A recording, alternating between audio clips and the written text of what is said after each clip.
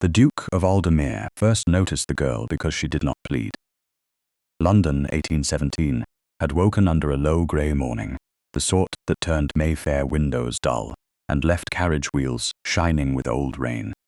At the servants' entrance of Aldermere House, beneath a narrow stone arch no guest would ever see, a young woman stood with a slate held in both gloved hands and the posture of someone who had been taught never to collapse in public. Her gown was brown wool brushed thin at the seams. Her bonnet had lost its shape. Her gloves had been mended more than once. Under one arm, pressed close as if it were worth more than bread, she carried a little blue silk needle case with a tarnished clasp. It was too delicate for a servant's bundle, and too poor to interest a thief. That made it look like memory, Mr. Voss, the steward, studied her as one might study a cracked teacup brought to the wrong shelf. "This is Aldermere House," he said. "Not a parish office." The young woman lowered her eyes, but not her head. She turned the slate toward him. In neat chalk, she had written, "I can sew, mend linen silver copy labels, and keep accounts if required."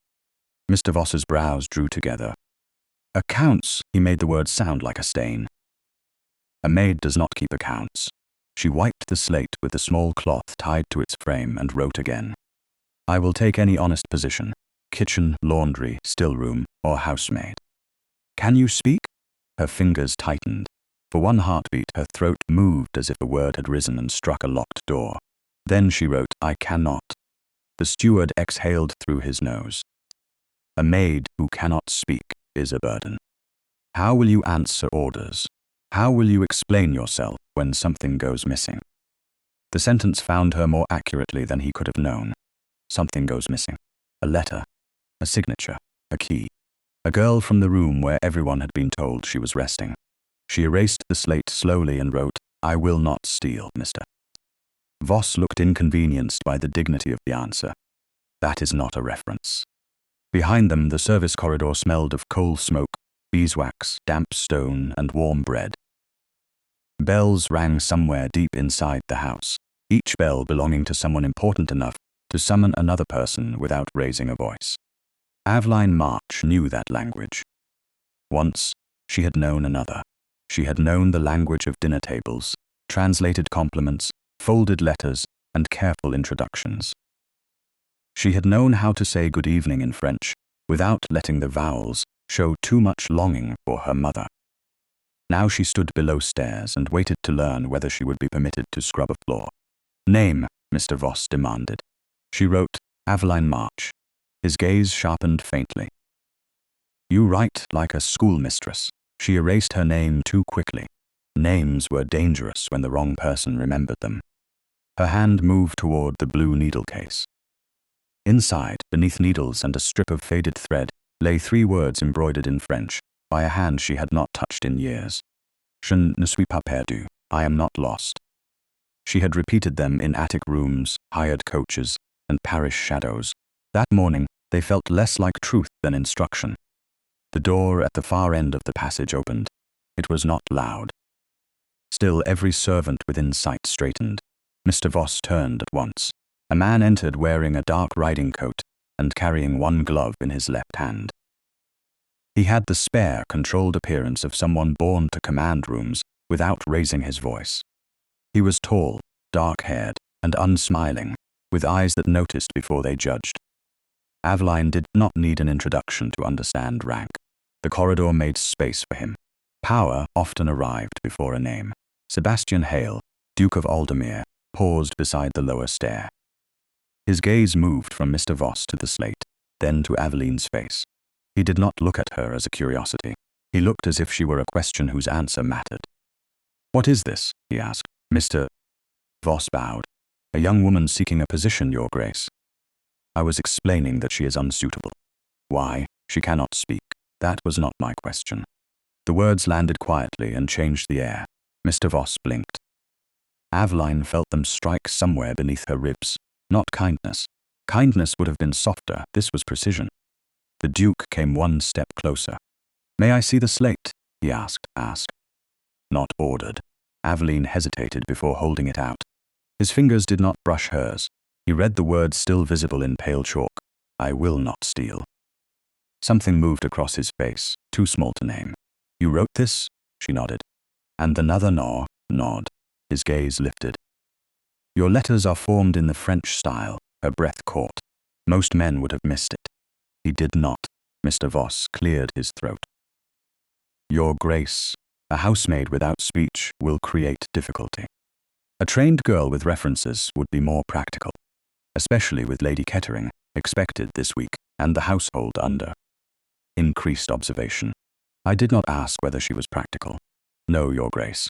The Duke looked again at Aveline. Can you understand household discipline? She wrote. Yes. Can you obey, Mrs. Bellamy? Yes. Can you keep silence where silence is required? For the first time, a faint, bitter light crossed her eyes. She wrote, better than most.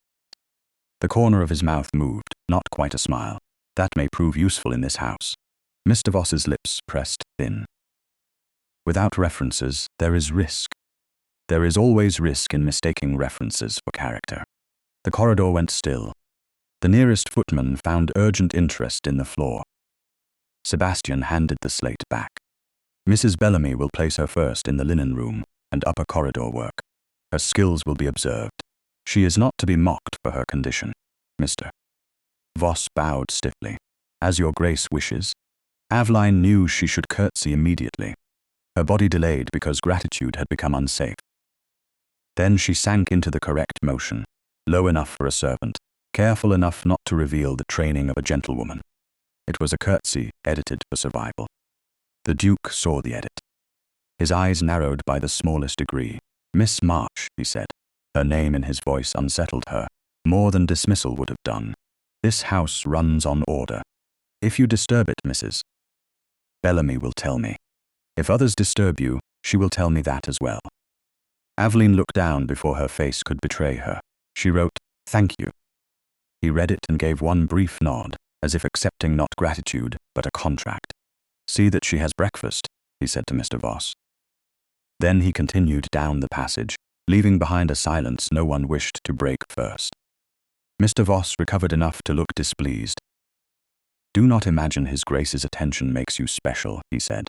In houses like this, attention can ruin as quickly as it can save. Aveline already knew that. She tucked the slate against her chest and followed him below stairs. The servants' hall received her with glances that were quick, sharp, and hungry for classification. Kitchen maid, charity case, mute girl, trouble. Mrs. Bellamy, the housekeeper, stood at the end of the long table, with a ring of keys at her waist and silver threaded through her dark hair. She examined Aveline's gown, gloves, slate, and needle case in a single practice sweep. You will sleep in the small attic room beside Nell, she said. You will use your slate when needed. You will not use silence to escape work, and you will not let others use it to make a fool of you. Do you understand? Aveline nodded. Mrs. Bellamy's face softened by 1 degree, which in a housekeeper was nearly an embrace. Good, eat first, then come to the linen room. It was not tenderness, it was better. It was a rule she could survive. By noon, Aveline had a narrow attic bed, a peg for her cloak, and a basin with a crack down one side. By 1 o'clock, she sat beneath the high window of the linen room with a basket of torn napkins at her feet. Cloth did not demand explanations. Thread did not care whether a woman had once sat beside diplomats or slept under a borrowed blanket. Her hands remembered steadiness before her heart did. She mended a tear so cleanly that the seam disappeared. When Mrs. Bellamy returned, the housekeeper stopped behind her chair. Who taught you to stitch like that? Aveline's needle paused. She reached for the slate and wrote, My mother. Mrs. Bellamy read it. For several seconds, she said nothing. Then she placed another stack of linen beside her. Then your mother taught you well. The praise was plain. It nearly undid her. Aveline bent lower over the work, because tears were more dangerous than silence. That evening, after the house had settled into the polished hush before dinner, Sebastian stood alone in his study with a scrap of paper he had found near the service passage. It must have fallen from the cloth tied to the girl's slate. He had meant only to return it. Then he saw the writing, English words in a careful list, French equivalents beside them. Beneath that, a Latin phrase corrected twice. Not a schoolmistress, he thought. Not a common maid. Not merely a frightened girl who had learned neat letters from a parish hand. Someone had educated Aveline March with care. Someone else had reduced her until she arrived at his servant's door, unable to ask aloud for bread.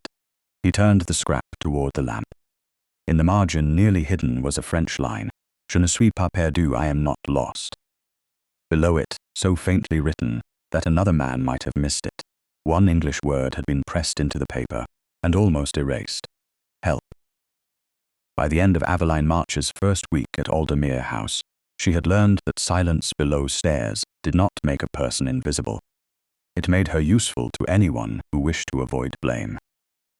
A crooked hem was left in her sewing basket, with no explanation.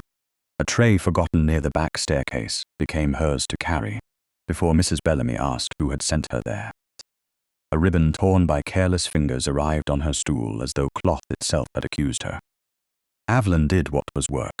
She refused with the same quiet hands what was cruelty. When someone pushed a cracked saucer toward her and gestured that she should hide it beneath the linen scraps, she took up her slate and wrote, I do not mend lies.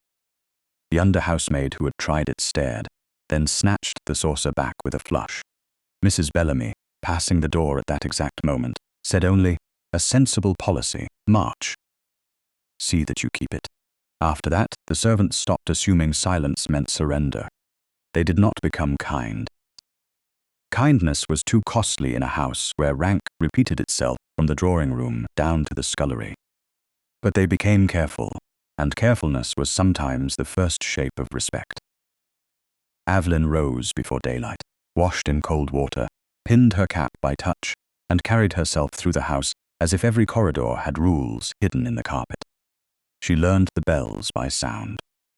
She learned which footman rushed, which maid wept in private, which pantry shelf held the old silver that Mr. Voss counted twice. In the linen room, she stitched until torn damask looked whole again. In the upper corridor, she polished brass handles until candlelight trembled in them.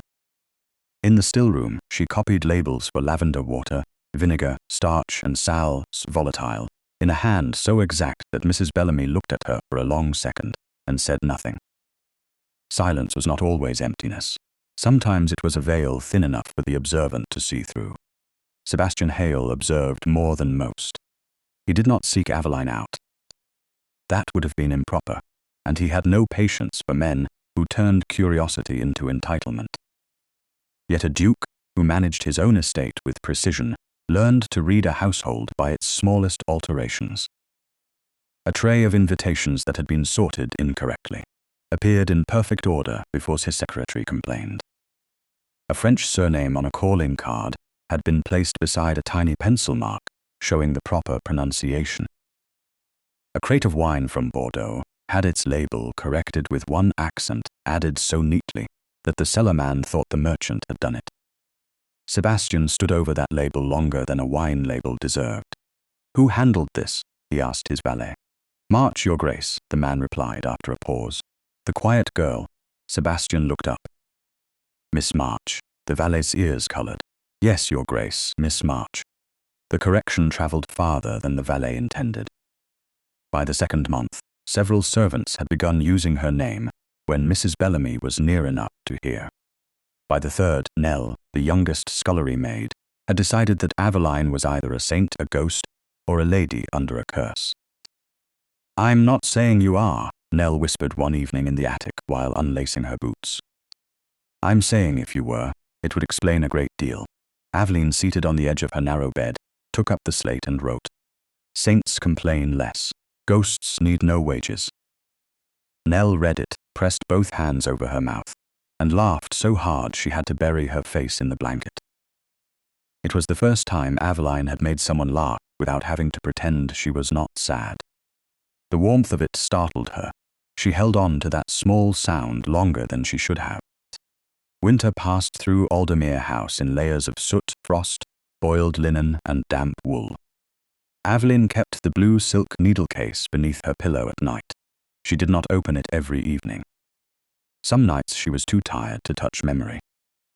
Other nights, when Nell slept, and the house settled into its deep after-midnight breathing, Aveline opened the little case and ran one finger over the faded French embroidery hidden inside. Je ne suis pas perdue. I am not lost. The words had once comforted her. Now they watched her. They asked what a person did after surviving another day. They asked whether hiding forever could become its own kind of disappearance. She never answered. Work was easier. Work had edges. Memory spread like spilled ink. In February, Nell broke a dish. It happened on a wet morning when ice had melted from a delivery basket and left a slick patch near the kitchen table. The blue and white plate slipped from Nell's reddened hands and struck the stone floor with a sharp crack that silenced the room. Cook turned slowly. The undercook winced. Nell's face went white. It wasn't me, Nell whispered, though everyone had seen it leave her hands. Fear had spoken before truth could gather itself. Cook's brows lowered. Do not lie in my kitchen. Nell bent at once, reaching for the pieces with shaking fingers. Aveline moved first. She stepped between the broken dish and Cook's anger, knelt, and pointed to the wet patch on the floor. Then she wrote on the slate, and held it up. Floor wet, dish slipped. No carelessness. Cook's mouth tightened. You saw it? Aveline nodded. And you are certain? Another nod. Cook glanced at the floor, then at Nell, then at the slate. Fetch a cloth before another plate decides to follow, she said, and stop trembling. You make me nervous. Nell scrambled up, tears in her lashes. That night, half a sugared bun appeared on Aveline's pillow. Nell sat across from her in the dark and whispered, I don't know why you helped me. Aveline wrote, I know what it is to be blamed before being hurt. Nell read it twice. She did not laugh this time. She touched Aveline's sleeve gently, then turned away so neither of them would have to be embarrassed by tenderness. By March, the house no longer looked at Aveline as an accident. She had become part of its order, which was not the same as belonging. Mrs. Bellamy trusted her with lace from the family rooms. Mr. Voss no longer called her unsuitable, though he still looked displeased whenever she solved a problem before he named it. Footmen stopped speaking of her as if she were deaf.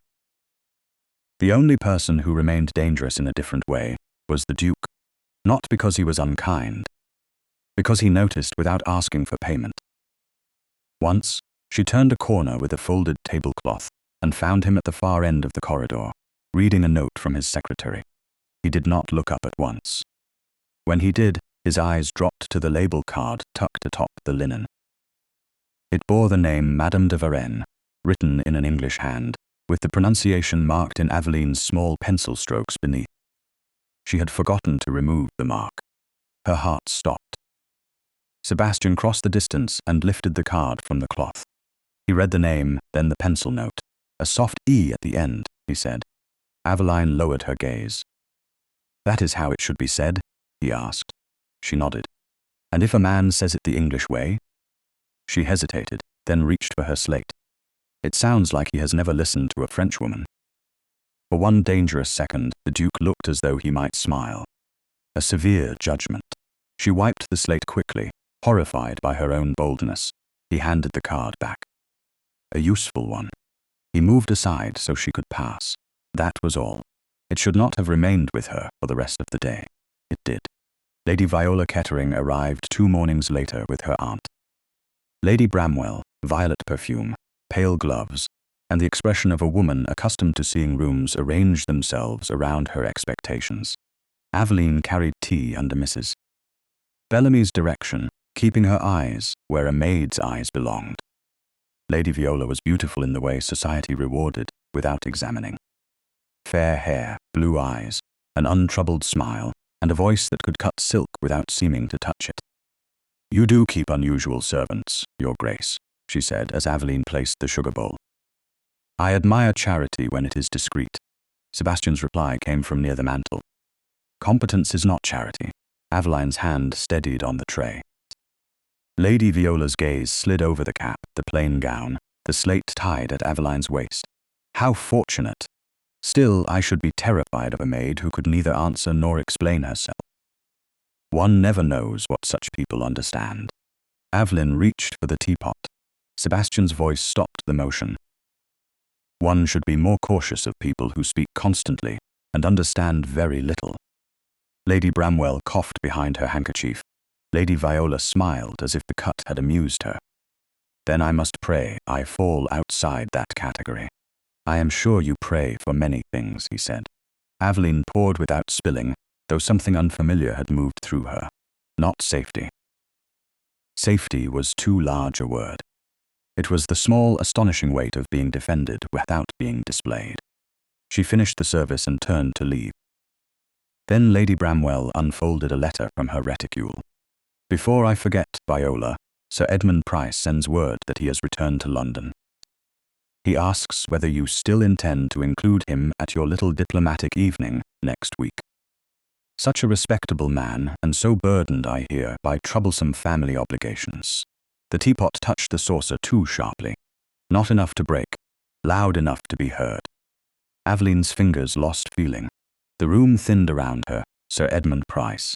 The name crossed years, doors, locked drawers, folded papers, and found her under another roof. She saw again a clean white hand placing documents before her. She heard a soft voice saying, "It's only until you're well enough to understand." Her throat closed as if those words had reached across time and pressed there. Lady Viola's gaze sharpened. Sebastian's did too. That was worse. "Careful," Lady Viola murmured. "We wouldn't want an accident." Aveline curtsied too quickly and left the room before her knees betrayed her. In the corridor, she pressed one hand to the wall and the other to the blue needle case hidden in her apron pocket. She was in Aldermere House. She was 20 steps from Mrs. Bellamy. She was 6 months away from the room where Sir Edmund had told strangers. She was too overcome by grief to be trusted. Yet his name had entered, and the house no longer felt thick enough to shield her. Behind the drawing-room door, Sebastian's voice resumed, calm and exact. "Lady Viola, send the card for your diplomatic evening." Aveline closed her eyes. The trap had not sprung, but she had heard the hinge move. The letter arrived on a Thursday morning, folded inside a packet of correspondence that smelled of rain, sealing wax, and the kind of trouble that wore gloves. Aveline did not see it at first. She was in the linen room beneath the high window, where pale March light fell over a basket of shirts and table napkins marked for mending. Mrs. Bellamy had given her 2 of his Grace's linen shirts, with instructions that the cuffs be repaired before evening. "Fine work, March," the housekeeper had said. "Nothing visible." "His Grace notices visible." Aveline had nodded, taken the basket, and bent to her task because stitches were safer than thoughts. Since Lady Bramwell had spoken Sir Edmund Pryce's name, she had moved through the house with her senses sharpened to pain. Footsteps in the passage made her look up. A man's voice in the hall made her hand pause. The front bell made her throat close before reason could remind her that Mayfair houses received callers every hour. Sir Edmund had not yet come. That did not mean he had not already reached inside. She turned the first cuff and found the tear near the seam, narrow but deep. It would need patience. Patience had been one of the few things life had left her in abundance. She threaded her needle and began. The house shifted around her in its usual order. Bells rang. Coal was carried. A footman laughed somewhere, then lowered his voice when Mr. Voss passed. Aveline worked until the torn edge vanished under careful stitches. When she lifted the second shirt, a folded paper slid from beneath it and struck her wrist. She froze. The paper was cream, expensive, and sealed once in red wax before the seal had been broken. It did not belong in the mending basket. It had likely slipped among the Duke's shirts by accident. Perhaps from his study, perhaps from his valet's careless arm. A servant who read a gentleman's letter could be dismissed without reference. A woman without reference could disappear more easily than a dropped pin. Aveline knew this. She also knew the word visible through the loosened fold. To tell. Guardianship. Her needle pricked her finger. A bead of blood rose, bright and small. She pressed it into her apron and stared at the French line exposed beneath the crease. Mademoiselle A. March remains under necessary protection until her capacity is settled. The linen room narrowed. The window, The basket, the threads, the chair beneath her all seemed to recede behind that one phrase, necessary protection. Sir Edmund had liked such words. They sounded merciful. They bowed before witnesses. They could lock a door without admitting there was a key. Aveline listened for footsteps. None came. Slowly, with the care of someone committing a sin forced upon her by survival, she opened the letter only far enough to see the signature. E. Pryce. Her stomach turned cold. The past rose with indecent calm. Sir Edmund's study, the paper placed before her, his voice saying, "It's for your own good, Aveline. You don't understand what grief has done to you." Her hand trembled so sharply that the letter fluttered. She folded it at once exactly as she had found it. Panic urged her to burn it, hide it, run. Pride stopped her. Fear had saved her for 6 months. It could not save her forever. She opened the blue silk needle case and drew out a single strand of thread, faded but still bright enough to be noticed by the right eye. She slipped it into the fold of the letter where no careless person would look. Then she took a scrap from the mending basket and wrote one word in the smallest hand she could manage. Danger. She tucked it beneath the thread near the edge of the paper.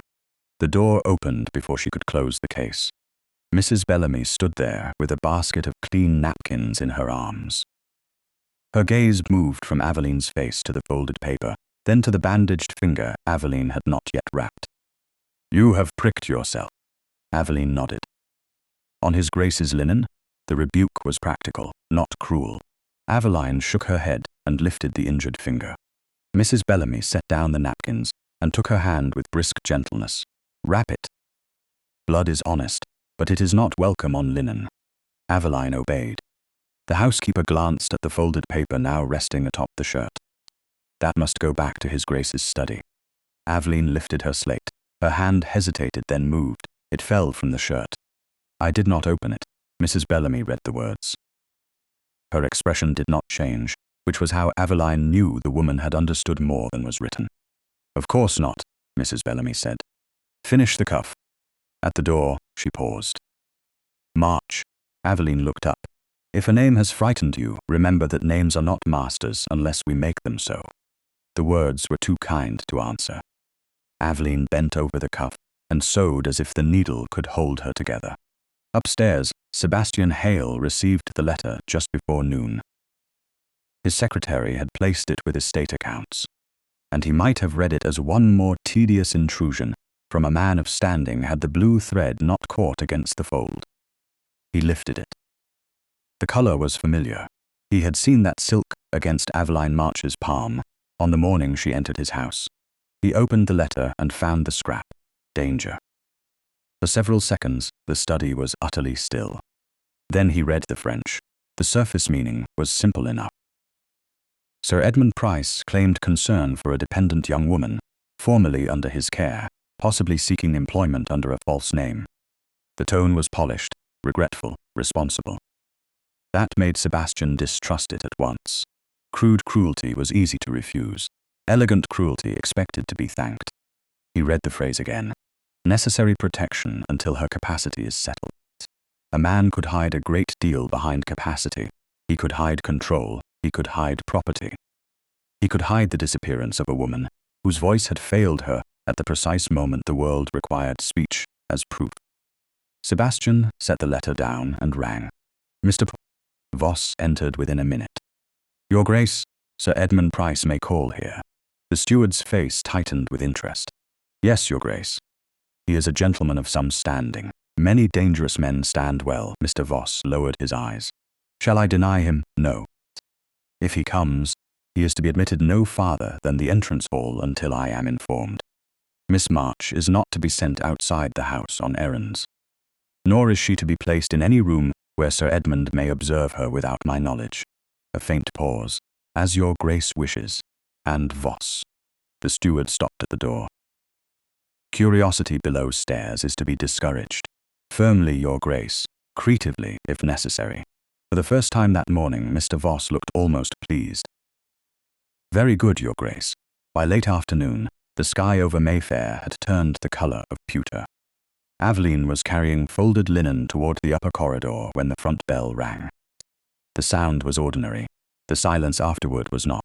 Houses had manners for receiving callers. Doors opened. Cards were taken. Footmen moved with rehearsed ease.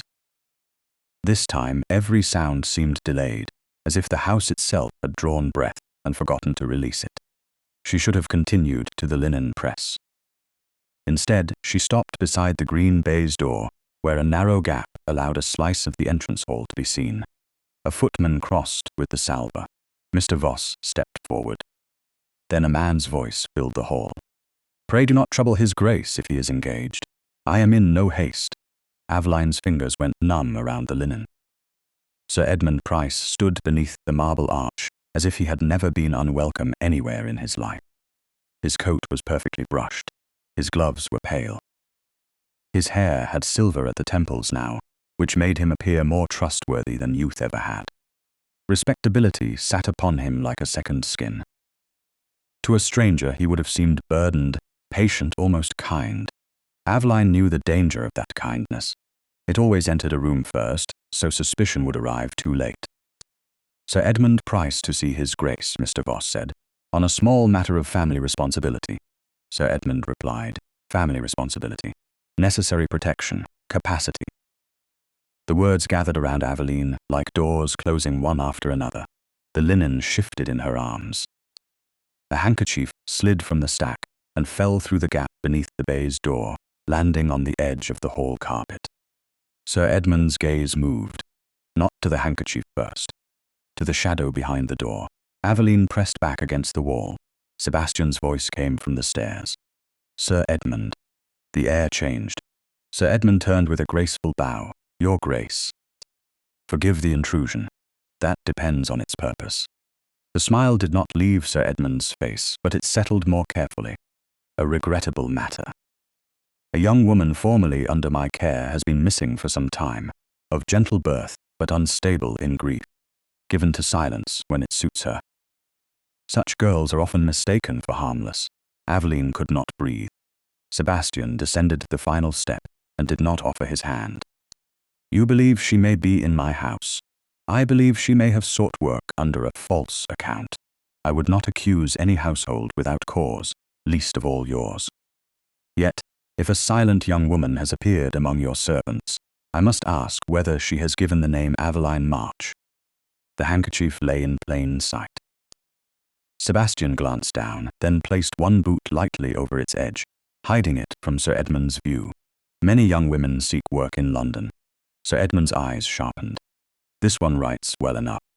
To deceive. Writing well is an unusual crime. So is deception, when dressed as helplessness. Then I shall be cautious of both.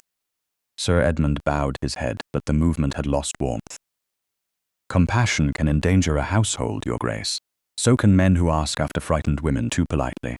For the first time, Sir Edmund's mask thinned, only for an instant. Then he smiled. "I ask from duty. Leave your direction with Mr. Voss. If I discover anything proper to report, I shall consider it." The dismissal was absolute. Sir Edmund bowed again and left. The front door closed. Aveline remained against the wall, linen crushed to her chest, until the baize door opened. Sebastian stood there holding the fallen handkerchief. He offered it to her without stepping closer. "Miss March," he said quietly, "I will not ask you to tell me what you cannot yet say." Her hand shook as she took the linen square. "But I need to know one thing. Are you in danger from that man?" She reached for the slate. The pencil scraped because her fingers would not steady. She wrote the word she had hidden in his letter. "Danger." Sebastian read it. Something cold entered his eyes, not aimed at her, but for her. "Then he will not have you," he said. The words were not a promise of rescue, not yet. They were a door held shut between her and the past. For the first time since Sir Edmund's name had returned, silence did not feel like the only thing standing between Aveline and ruin. By the next morning, Sir Edmund Pryce's letter lay open on Sebastian Hale's desk, like a glove turned inside out, polite on the surface and stained beneath. Rain tapped softly against the study windows, and the lamps burned, though it was not yet noon. Sebastian had read the letter 4 times. Each reading made him trust it less. The French was not poor. poor French would have been honest in its failure. This was elegant enough to pass before men who preferred appearance to scrutiny. Necessary protection. Unsettled capacity. A young woman requiring direction. The words did not declare a prison. They built one with velvet curtains and expected him to admire the workmanship. Sebastian stood beside the desk, one hand resting near the paperweight. He translated the crucial passage aloud, slowly. Mademoiselle March remains under necessary guardianship until her capacity is settled, and her guardian reserves the right to direct her placement. The sentence was clear in English. That was the trouble. It was too clear. It gave Sir Edmund what he wanted: authority, mercy, the appearance of burden. Sebastian frowned and read the French again. The phrase did not sit right.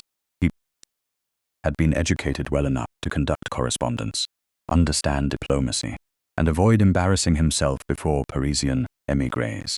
But this line had a slipperiness that grammar alone did not explain. Direct her placement, he repeated, and disliked the words even more when spoken. A faint sound came from the study doorway. Not a knock, not a step. A breath stopped too quickly.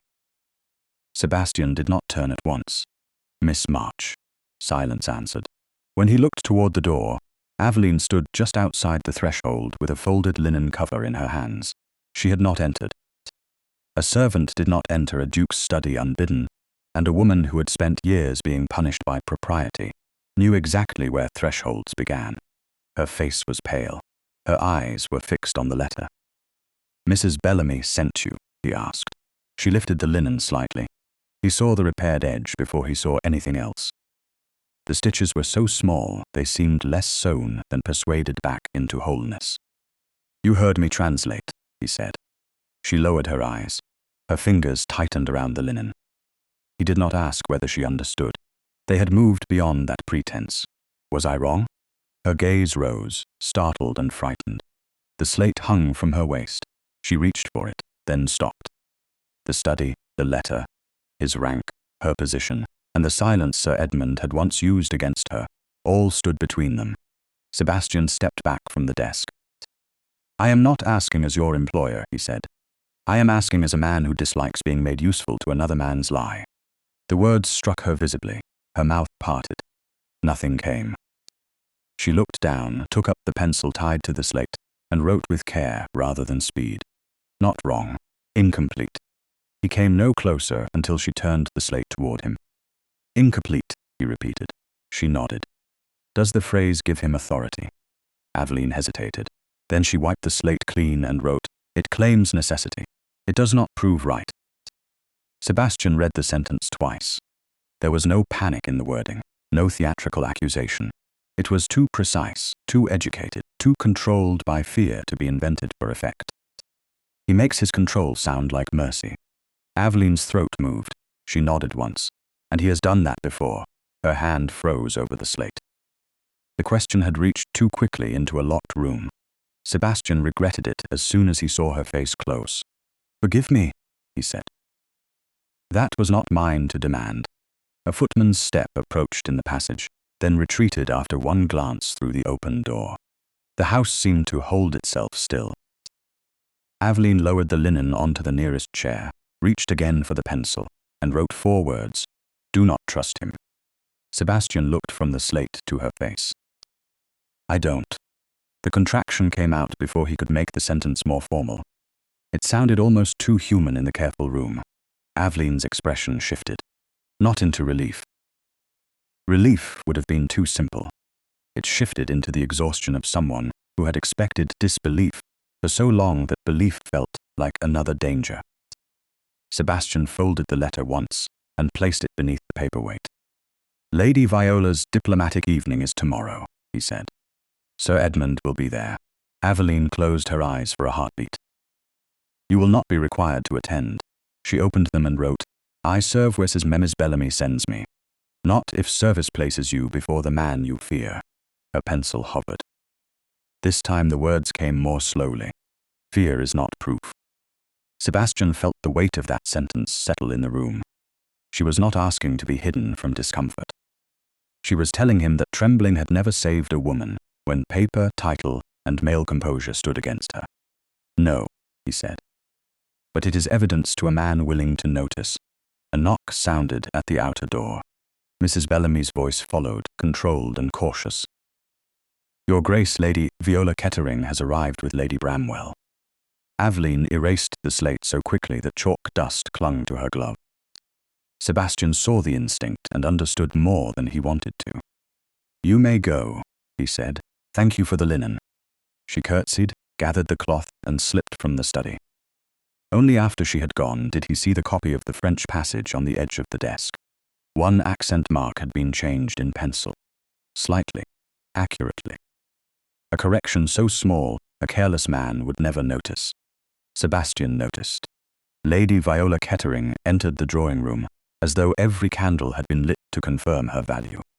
She wore pale lavender silk, soft enough to suggest innocence and expensive enough to deny it. Lady Bramwell followed with the composed satisfaction of a woman who believed matchmaking was a moral service when practiced by people of consequence. Sebastian received them because courtesy demanded it. Lady Helena was not present, which made the call less tolerable. Tea arrived with 2 maids. One of them was Aveline. Sebastian knew better than to look too quickly. Lady Viola knew enough to notice when he tried not to. Aveline moved with the quiet precision expected of a servant, her cap pinned, her gaze lowered, her slate tied at her waist. She set the tray down without sound. The performance was nearly perfect. Sebastian had begun to understand it was a performance. "How charming," Lady Viola said. "You still keep the silent one," Lady Bramwell murmured. "Viola, my dear, I only mean she is memorable." Most servants blur together dreadfully. Aveline poured tea. Her hands remained steady, but Sebastian saw the effort in the stillness of her shoulders. He set down his empty cup before she reached him. "Miss March is a member of my household, not an ornament for conversation." Lady Viola smiled. "Of course, I didn't mean to offend. Though I confess, I cannot imagine managing a servant who cannot answer the simplest question. One begins by asking questions worth answering." Lady Bramwell's fan paused. Lady Viola's eyes brightened. She enjoyed resistance when she believed she could turn it to advantage. "Then perhaps I should try. Girl, do you understand in French?" The teapot stopped for half a breath. Aveline recovered almost instantly. Almost. Lady Viola saw it. "Do not trouble her," Sebastian said. Viola leaned back against the sofa. "It's hardly trouble, Your Grace. We were discussing tomorrow's company. Sir Edmund Pryce has such admiration for French manners. One hates to place an ignorant servant before guests who may notice." Aveline's hand shifted on the handle. A drop of tea touched the rim of the cup. Viola's voice softened. "Careful. We wouldn't want another accident." Sebastian rose, not sharply. Sharpness would have let Viola pretend injury. He stood with the measured calm that made stronger people than Lady Viola reconsider their footing. "Lady Viola, in my house, guests do not test servants for amusement." Her smile thinned. "You mistake me. I don't amuse myself with servants. Then you will find it easy to stop." Silence followed. Lady Bramwell looked into her tea as if the cup contained an exit. Aveline stood with the pot still in her hands, face pale and composed. Sebastian turned to her. His voice changed only slightly. "Miss March, give the pot to the footman and have Mrs. Bellamy see to your hand." Aveline looked down. Tea had splashed near her glove, not enough to harm badly, but enough to sting. She shook her head once, a servant's refusal of attention. "Your hand?" Sebastian repeated. "May I see whether it is burned?" The question altered the room more than any command could have done. Lady Viola stared. Aveline stared too, for a different reason. No gentleman had asked permission of her in longer than she wished to remember. After a moment, she extended her hand. Sebastian did not take it fully. He touched only the edge of her glove, enough to see the damp place near her thumb. "Cold water," he said to the footman. "Now." The footman moved. Aveline's eyes lifted to Sebastian's face. For one unguarded instant, gratitude and fear stood together there. He released her before the room could make the gesture into something it was not. She curtsied and withdrew. Lady Viola's voice followed, delicate and edged. You are very attentive to your household, Your Grace. Sebastian looked at her then, and the last trace of drawing-room warmth left his face. Only when someone threatens its dignity. Later, when the callers had gone and evening settled over the house, Aveline returned to the linen room with her hand cooled and wrapped. On the table lay the copy of the French passage from Sebastian's study, placed where only she would find it. Beside the disputed phrase was a small pencil mark, not a command, not a demand. An invitation. Her pulse quickened. She sat, opened the blue needle case, and took out the smallest pencil she owned. For several minutes she only stared at the page. Tomorrow, Sir Edmund Pryce would stand in a room full of witnesses. Tomorrow, Lady Viola would watch for weakness. Tomorrow, silence would have to endure French, pride, and polished cruelty. Aveline corrected one accent mark with a steady hand and wrote a single English word beneath the phrase, false. Then she folded the paper and placed it under the linen cover for the Duke's study.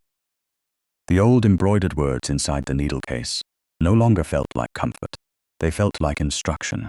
She was not lost, but she was being found. The diplomatic evening at Aldermere House began with candlelight, French vowels, and the kind of courtesy that made danger appear civilized. By 8 o'clock, the drawing-room had filled with silk, dark coats, jeweled pins, and voices lowered just enough to make every sentence feel important. Lady Helena had taken her place near the hearth with the composed authority of a woman who could chaperone a room by lifting one eyebrow.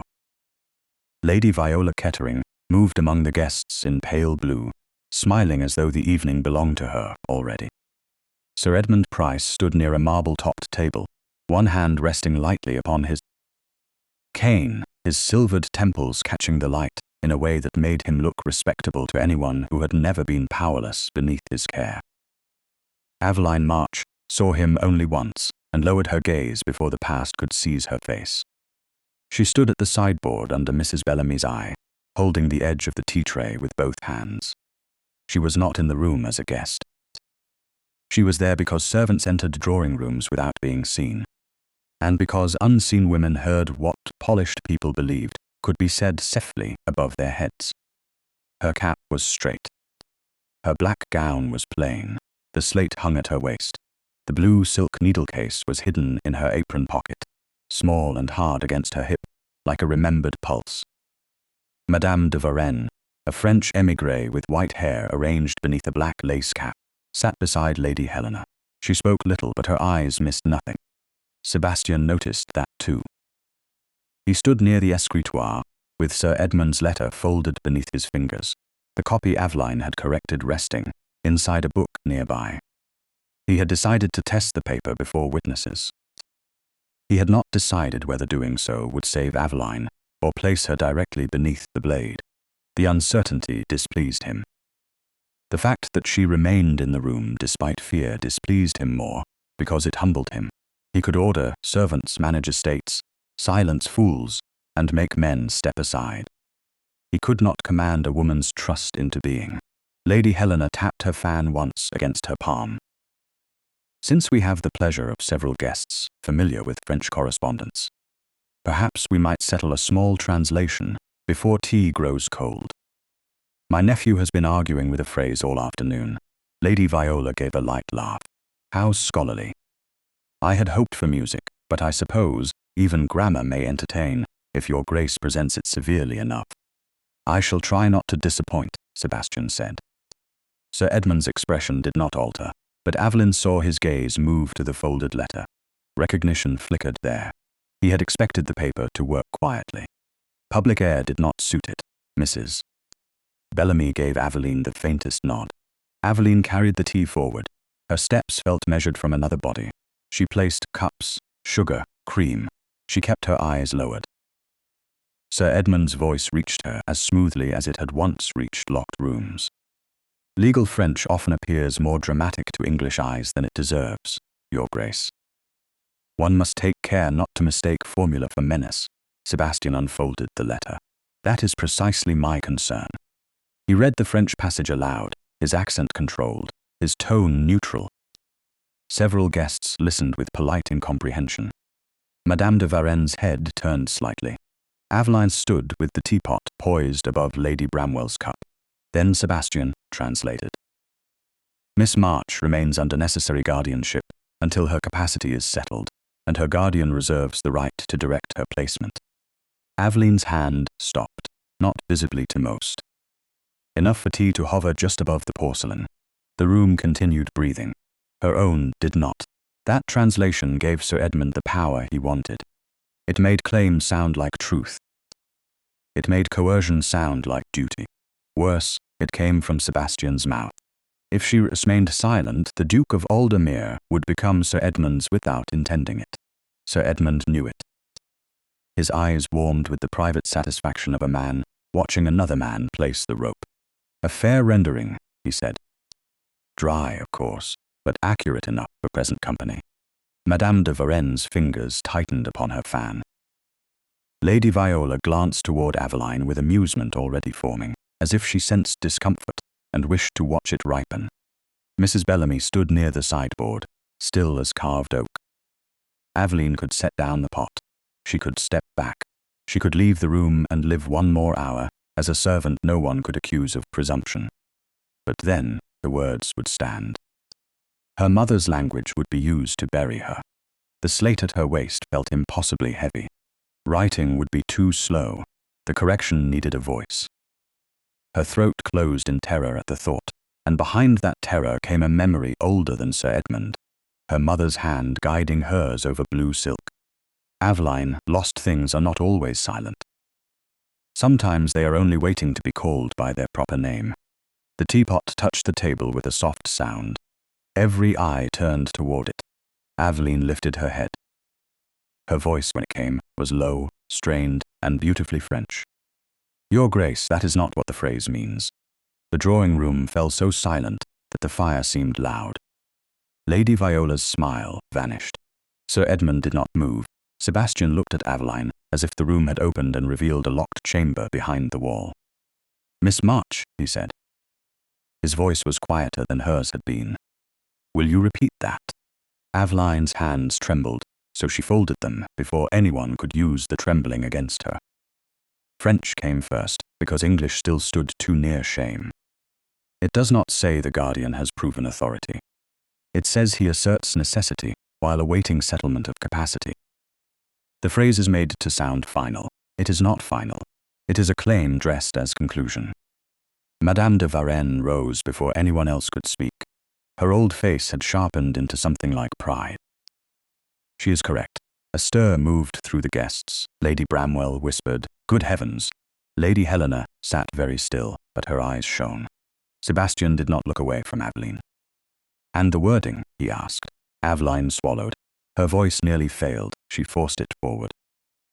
The French is too careful where it should be plain, and careless where a Frenchwoman of education would be exact.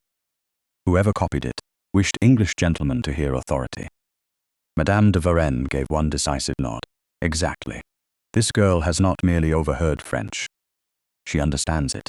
Lady Viola recovered first, because cruelty often travelled faster than truth. How remarkable.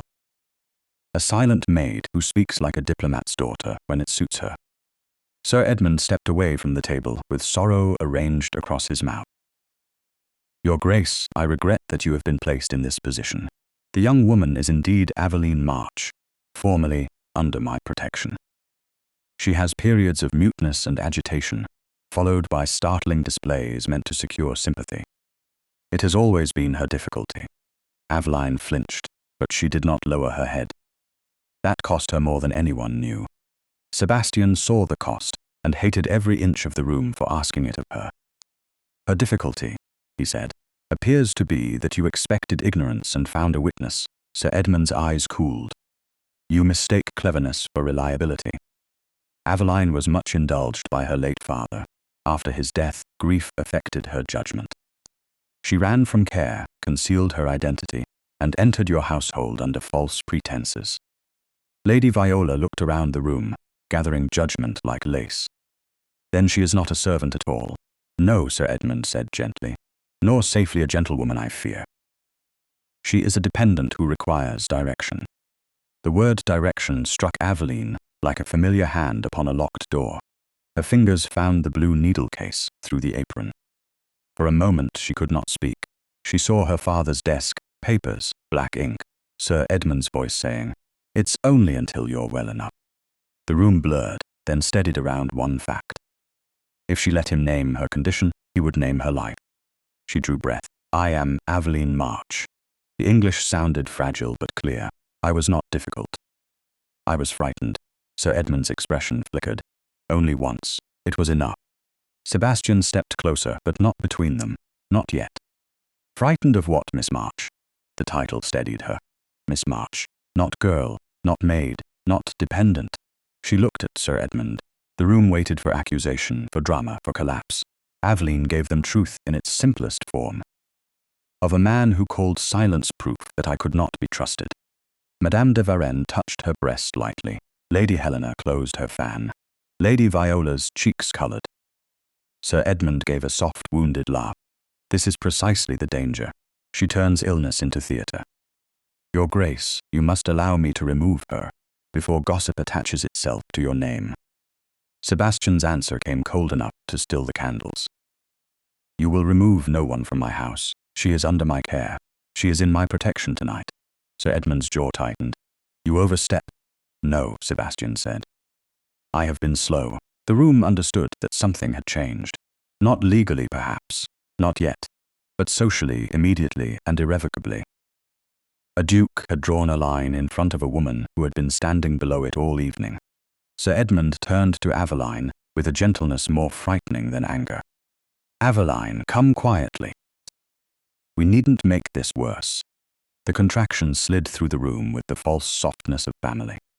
Aveline's voice broke on the first attempt. She tried again. "I will not go with you," Lady Viola whispered. "This is madness," Lady Helena's reply cut neatly across the room. "No, my dear. Madness is inviting a fox to explain the feathers." A startled silence followed, then one smothered cough from Lady Bramwell. Sebastian did not smile. His attention remained on Sir Edmund. "Mr. Voss will show you out. Any future communication regarding Miss March will come through me or through a proper solicitor named by her." "You make yourself responsible for scandal," Sir Edmund said. "I make myself responsible for what happens under my roof." Sir Edmund bowed at last, too deep and too graceful to be submission. "Then I shall pray your compassion survives her consequences." He left the drawing room, with Lady Viola's gaze following him, bright with calculation. Only when the door closed did Aveline realize everyone was looking at her. The voice that had returned felt suddenly too exposed to remain. She reached for the slate, with fingers gone numb. Sebastian saw and moved the smallest step nearer, enough to shield her from the worst of the room without touching her. "Lady Helena," he said, "Miss March is tired." Lady Helena rose at once. "Of course she is. Truth is exhausting work when everyone else has been resting in lies."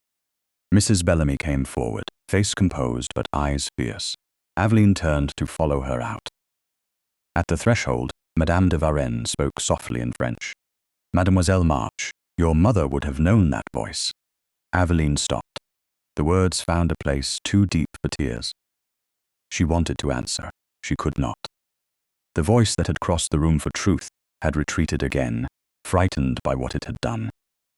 She curtsied instead, not like a servant and not quite like a guest, but like a woman standing between two lives while every candle watched. Behind her, Sebastian's voice followed, low and absolute. "No one in this house will call her the silent girl again." The house changed its language before dawn.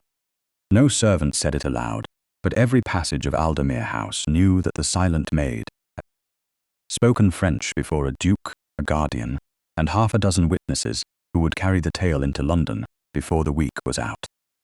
Aveline felt the change in the way footsteps paused outside the attic room, in the careful hush that followed her down the stairs, in the speed with which one under-housemaid looked away after starting to whisper.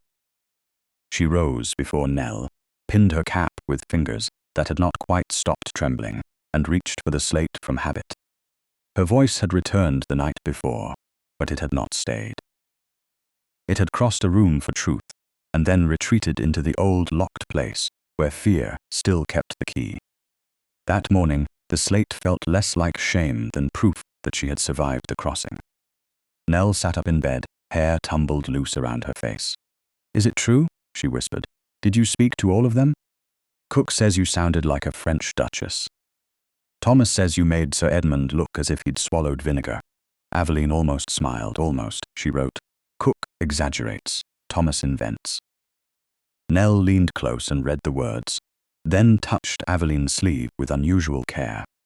"But he frightened you, didn't he?" The question was so simple that Aveline had no defense against it. She wiped the slate slowly and wrote, "Yes." Nell did not ask more.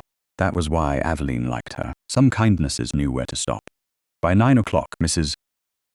Bellamy appeared in the linen room and did not allow a single servant to pretend nothing had happened. "You will all hear me once," she said, standing beneath the high window with her keys at her waist and authority in every line of her black gown. "The young woman employed here as March is Miss March when addressed directly. No one will call her the silent girl, the French maid, or any other invention likely to shorten my patience. Anyone who feels unequal to this instruction may test how quickly I can find work for idle hands in the scullery." No one volunteered. Aveline stood beside the mending table, eyes lowered, feeling each word land upon her not like honor, but like responsibility. Miss March. Her name had entered the household before she knew whether she could live beneath it. Mrs. Bellamy turned to her last. "Lady Helena wishes to see you in the morning room.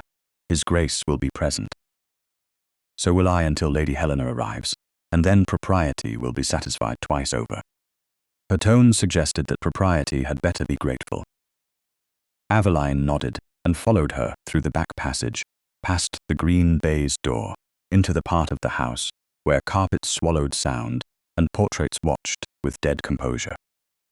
She had entered these rooms carrying trays. She had crossed them with her body edited into usefulness. Now she walked through them as a woman whose identity had become inconvenient to everyone who preferred categories intact. Lady Helena was already in the morning room, seated by a small table laid with tea, writing paper, and a fresh slate. She wore dark green silk and the expression of someone prepared to be rude on behalf of morality.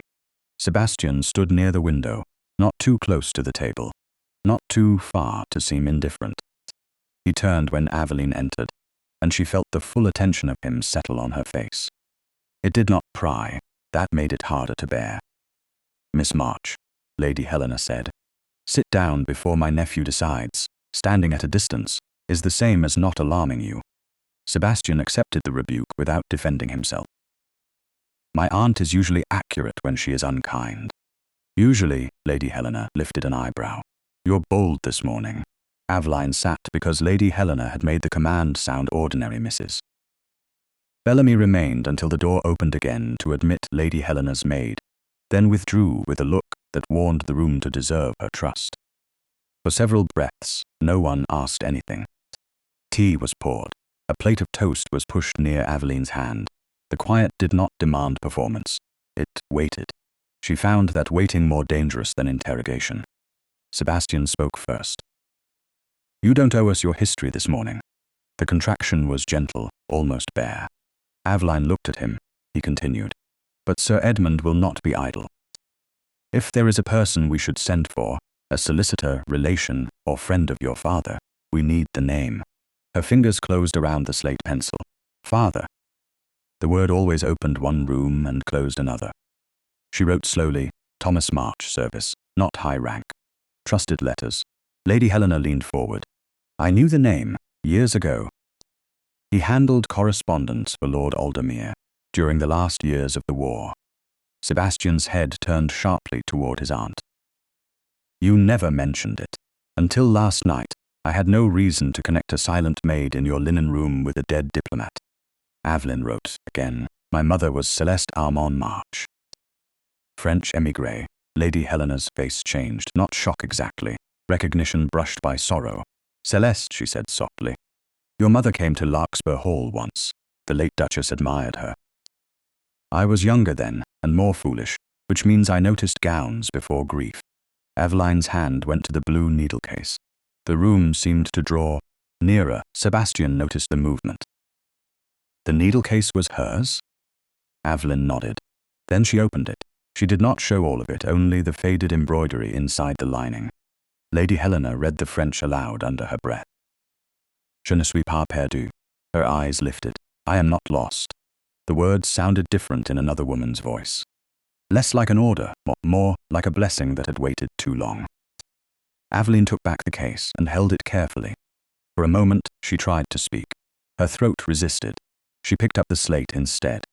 After my father died, Sir Edmund became guardian. Temporary, my father said before he died. Necessary, Sir Edmund said afterward. Papers came. Servants left. Doors closed. Letters did not return. Sebastian's face hardened, but he did not interrupt. Lady Helena's fingers tightened around her teacup. Aveline wiped the slate and wrote the next line in smaller words, because they cost more. He said grief made me unreliable. Then he made sure everyone believed it. The morning room seemed to lose air. Lady Helena set down her cup with care. That is how cowards make prisons without bars. Aveline looked at the slate. Chalk dust had gathered at the edge of her glove. She wanted to tell them everything, but everything was not one thing. It was 1,000 polite corrections, a signature guided too closely, a letter removed from a tray, a physician spoken to outside her door, a maid dismissed, because she had known Aveline before silence. It was Sir Edmund saying, "It's for your own protection," until protection became a room with no handle. Her voice came unexpectedly, rough at the edges but clear enough.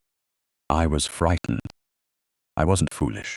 Sebastian turned from the window as if struck. Lady Helena's eyes filled and sharpened at once. No, child, she said. You were not. Aveline looked down quickly. Pity was a flood she could not yet cross. Sebastian kept his voice level. The solicitor. What name? She reached into the needle case and drew out a folded scrap hidden beneath a strip of blue thread. She had not dared use it before. A name meant a route, and a route meant someone could follow. She laid it on the table. Mr. Arthur Harcourt, Lincoln's Inn. My father said to trust him. Sebastian read it, then Lady Helena. The Duke moved toward the bell. Aveline's hand shot out before she could stop herself. She did not touch him. Her fingers hovered over the table, like a warning. He stopped. You think Sir Edmund will watch the ordinary post? She nodded. And the servant's errands? Another nod. Lady Helena smiled then, not kindly. Fortunately, ordinary methods have never interested me when better ones are available. I have an old family groom who thinks every London lane was built for him personally. He will carry one note. Another will go by the respectable route and keep suspicious eyes occupied. Sebastian looked at his aunt with new appreciation. You have done this before. I have been a widow in England for 20 years, Sebastian. Of course I've done this before. Aveline nearly smiled again, and this time the expression reached her mouth. It faded when Sebastian sat at the opposite side of the table. He did not take the paper until she pushed it toward him. Miss March, he said, I will send for Mr. Harcourt, but I need you to hear this. Nothing Sir Edmund says about your silence will be accepted in this house as proof against you. She wanted to believe him. She wanted it so strongly that the wanting frightened her. Men with power could make promises in the morning and call them impractical by evening. She wrote, Belief can change when scandal begins. Sebastian read the line. The answer took him a moment. Then my belief will have to prove more durable than scandal. Lady Helena made a satisfied sound. A tolerable beginning. The letters were written before noon. Sebastian's went by the formal post, sealed with the Aldermere crest. Lady Helena's went folded inside a note about horse liniment, carried by a bow-legged groom named Wilkes, who left from the Mews gate without livery and with an expression of permanent innocence. Aveline watched neither departure. Hope became dangerous when stared at too long. She returned to the linen room and worked until her hands steadied. By evening, the household had begun to call her Miss March in uneven tones, some respectful, some curious, all aware that Mrs. Bellamy's ears were everywhere. Near dusk, a footman brought Sebastian a message from the posting office. The formal letter to Lincoln's Inn had not gone out with the afternoon dispatch. It had been found mislaid beneath a stack of visiting cards near the front hall. No one admitted touching it. Later, Nell whispered that she had seen a Kettering footman speaking with one of the hall boys near the side entrance. Aveline stood very still when she heard. Upstairs, behind a closed drawing-room door, Lady Viola's name was not spoken. It did not need to be. The truth had started toward Mr. Harcourt, but someone had already reached for its bridle. By the morning of Lady Helena's charity music-hale, Aldermere House had become a battlefield disguised as benevolence. The flowers in the drawing-room were white, the programs were tied with narrow green ribbon, and the invited ladies spoke of orphan subscriptions with the soft gravity of women who could afford to call compassion an accomplishment. Lady Helena had chosen the event carefully. It was respectable, modest, and properly hosted beneath her authority, with enough witnesses to calm gossip, but not enough to feed it. That had been the intention. Aveline understood intentions had never frightened Lady Viola Kettering. It was opportunity she loved. While the first guests gathered around the pianoforte, Aveline sat in the smaller breakfast room, with Lady Helena near the window, and Mrs. Bellamy by the sideboard. A sheet of writing paper lay before her. Sebastian had asked for no performance. Lady Helena had asked for a simple statement in Aveline's own hand. No pleading, no drama, only the facts she was prepared to give if Sir Edmund forced the matter into public air. Aveline had written her name 3 times before the letters stopped shaking. Aveline March, daughter of Thomas March and Celeste Armand March. Formerly under the temporary care of Sir Edmund Pryce. Not lost, not incapable, not a thief. The last phrase had come from a fear she had not yet spoken. Mrs. Bellamy noticed where her pencil paused. "Write only what you can stand behind," the housekeeper said. "Not one word more, not one word less." Lady Helena nodded.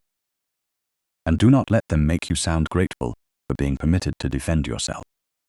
That is a trap women are expected to enter smiling." Aveline looked toward the closed door. Beyond it, a soprano began a bright Italian air, the notes trembling above polite applause. She should have been safe for the length of one song.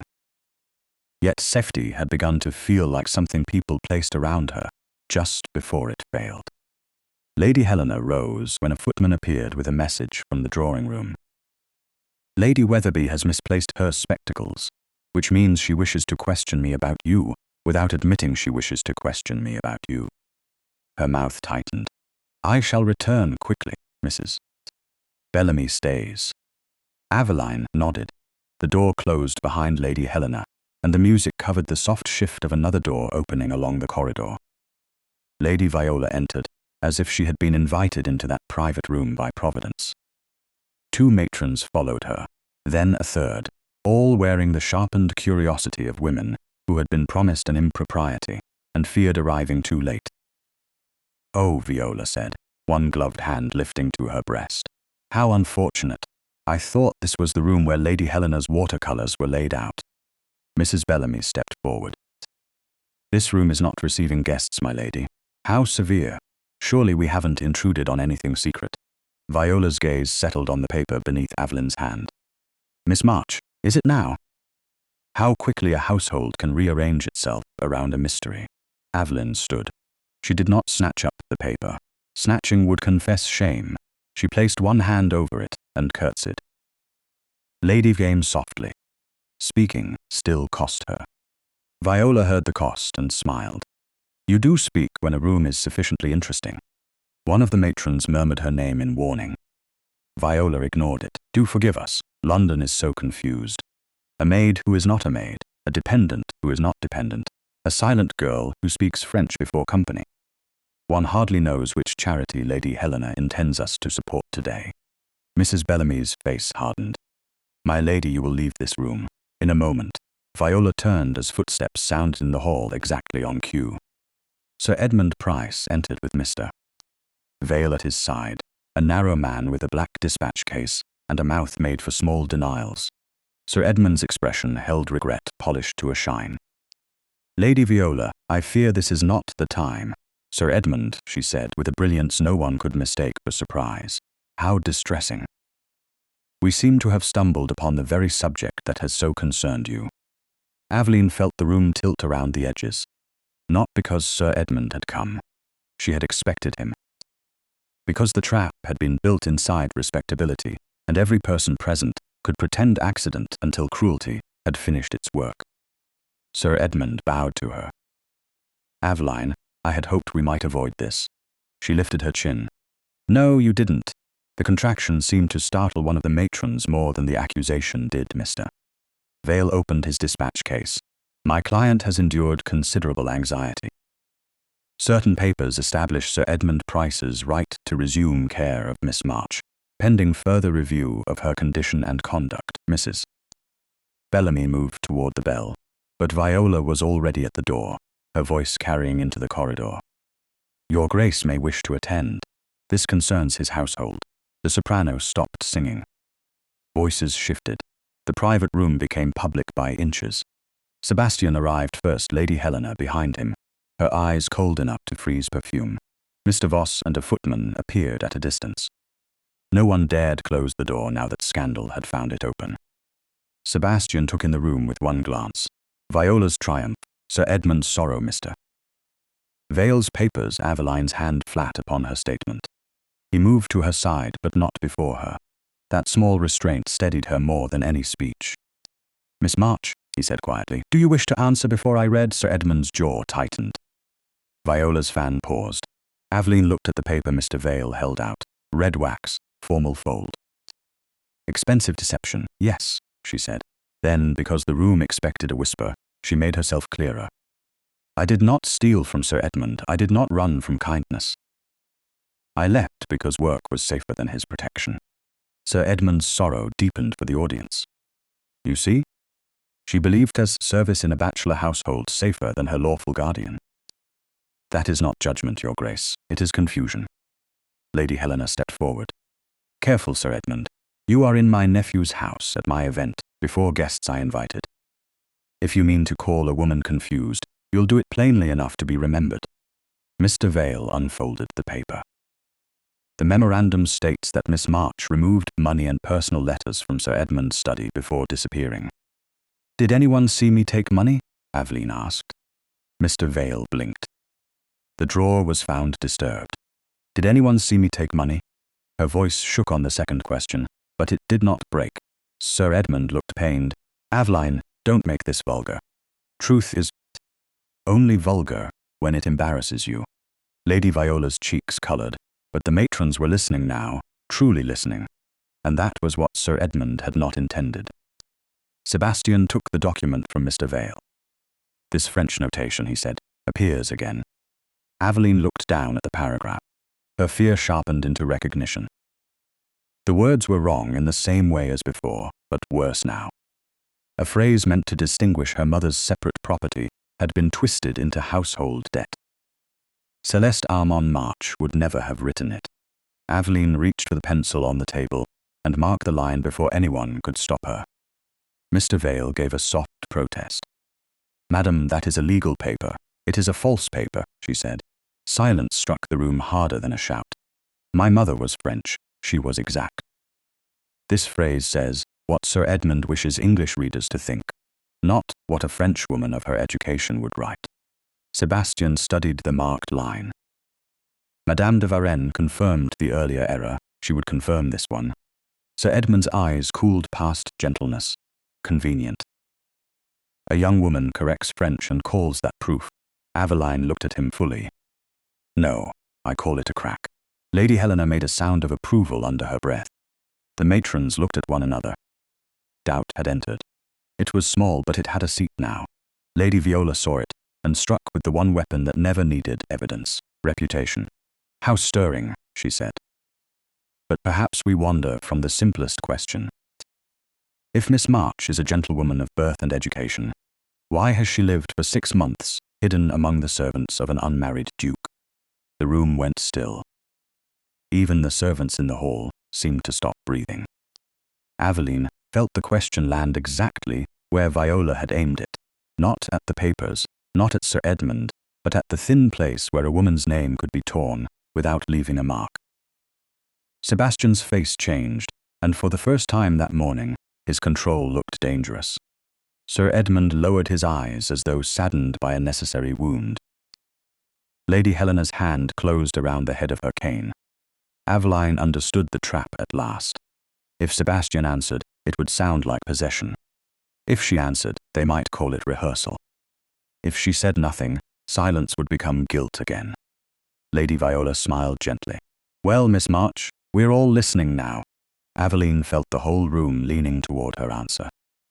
Lady Viola had not asked because she wanted truth. She had asked because society loved a question that placed a woman on trial while pretending to seek explanation. If, Aveline said she had been afraid, they would call fear instability. If she said the Duke had protected her, they would call protection attachment. If she said she had worked for wages, they would make labor sound like shame. Sebastian stood close enough that she could feel the restraint in him, a force held back by discipline alone. He could silence them. He could dismiss Lady Viola. He could order Sir Edmund from the house and make every guest remember the power of Aldermere. But if he answered now, Lady Viola would have what she wanted. Aveline would become the woman spoken for by men on either side. She drew breath through the tightness in her throat. "I came here to work," she said, "because work was safer than being found."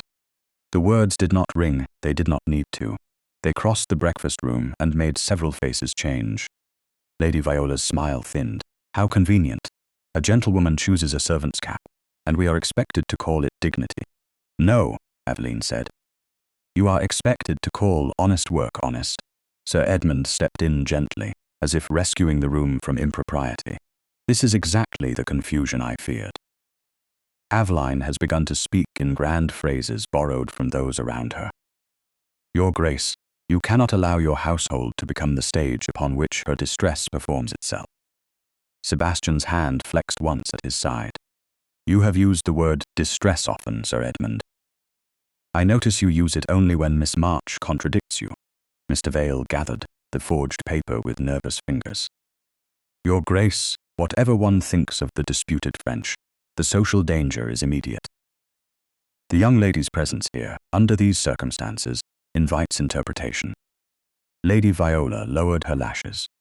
"London does not require proof when appearances are so generous." That was the blow. Not the paper, not the claim. Appearances. The old altar on which women were sacrificed by people too polite to look at the knife. Aveline kept her face still, but inside, something recoiled. Sebastian saw it. He turned not to Lady Viola but to the guests. "You entered this room under my aunt's roof, and at her invitation.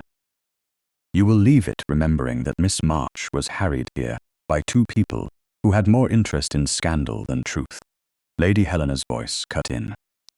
"And you will remember that this was my charity musicale, not Lady Viola's hunting party."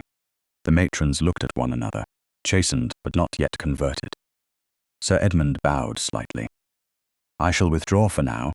I have no wish to worsen what compassion may yet repair." Aveline almost laughed. It would have sounded broken.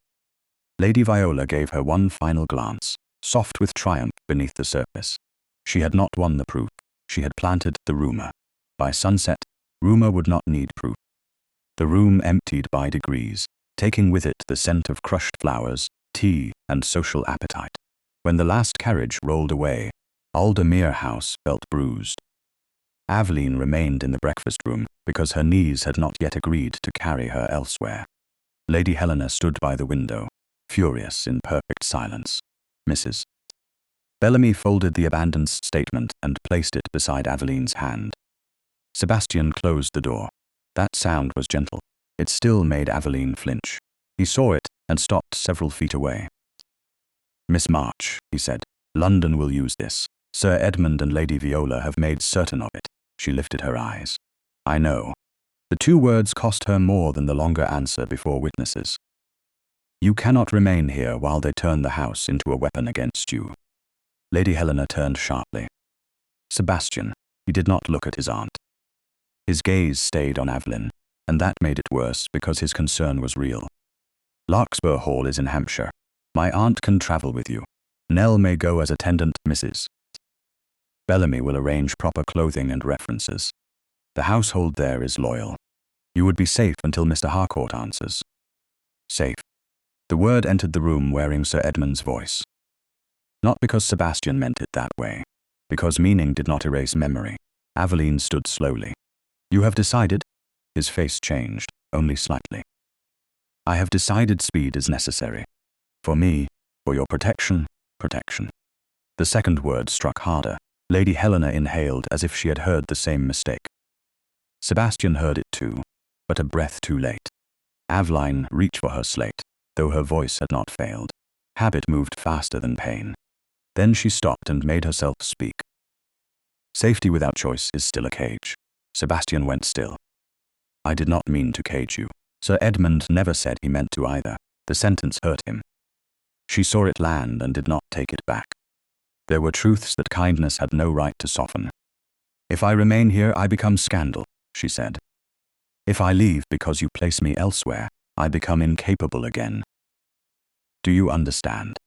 For the first time since she had known him, the Duke of Aldermere looked uncertain in a way no rank could conceal. I understand that I have no clean choice. Then do not make the choice clean by taking it from me. Lady Helena stepped closer. Aveline, the danger in London is real. I know, and Larkspur Hall may hold answers about your mother. That changed the air. Aveline looked at her. Lady Helena's anger had shifted into something more precise. Celeste came there once, I remember it now. The late Duchess kept correspondence in the West Gallery. If your needle case came through that circle, Larkspur may not be hiding only you. Aveline's hand moved toward the blue silk case. Not a prison then, a route, perhaps. She looked back at Sebastian. I will go, she said. Not because you send me, because there may be proof there. He bowed his head once. As you choose. The words were correct. They came too late to undo the wound. That evening, as Mrs. Bellamy packed a plain trunk, and Nell wept over the idea of Hampshire, until Cook threatened to put onions under her nose and call the tears useful, Aveline wrote one note. She placed it on the Duke's study desk, beneath the corrected French page. Do not save me by silencing me. She did not wait to see him read it. At dawn, the carriage left London under a sky the colour of pewter. Lady Helena sat opposite Aveline, with a travelling rug over her knees, pretending not to watch her. Nell occupied the backward-facing corner, solemn with responsibility, and a basket of food she had been ordered not to spill. For miles, Aveline watched the city give way to hedgerows, damp fields, and villages with church towers rising out of morning mist. Distance did not calm her. It stretched thought until each fear had more room to move. Behind them lay gossip, Sir Edmund, Lady Viola, and the Duke's mistaken protection. Ahead lay a house connected to her mother by a memory Lady Helena had nearly lost. The blue silk needle case rested in Aveline's lap. She opened it because her fingers needed a task. The embroidery inside was familiar. Je ne suis pas perdue. She touched the lining, and the old silk shifted beneath her thumb. Not torn, loosened, she stilled. Then she worked one fingernail beneath a seam so fine she had never seen it in attic candlelight. A hidden fold opened. Something small slid into her palm, a key. Beside it lay a strip of paper, browned at the edges, written in her mother's hand. Trust the house where the larks are carved. Aveline could not breathe. Lady Helena saw the key and sat forward. What is it? Aveline handed her the note. The older woman read it, and all colour left her face. Larks, she whispered. The West Gallery door. Nell looked between them, eyes wide. Does that mean we're going to a house with secret doors? Lady Helena closed her hand around the note with sudden purpose. It means, child, that dead women with sense are often better guides than living men in a hurry. By late afternoon, Larkspur Hall rose from the Hampshire green in long pale stone lines, older and quieter than Aldermere House, with ivy at one wing and carved birds above. The central arch. Aveline stepped down from the carriage before the footman reached her, the key hidden in her glove. The air smelled of wet grass, old wood, and rain waiting beyond the hills. Miss Pritchard, the elderly steward, bowed to Lady Helena and glanced at Aveline. With startled attention, he quickly concealed. "The West Gallery," Lady Helena said, not bothering with supper, rest, or explanation. At once. They crossed the hall beneath portraits and antlers, past closed doors and polished floors that reflected the late light. At the end of the west passage stood a narrow door with 3 carved larks above the frame. Aveline stopped before it. Her mother had known this place. Her mother had hidden a key and trusted her daughter to survive long enough to use it. The lock accepted the key with one soft turn. The door opened onto dust, dim windows, and the faint scent of lavender long faded. On the far wall, beneath a sheet loosened by age, hung a portrait of a woman in pale blue silk. Lady Helena lifted the covering.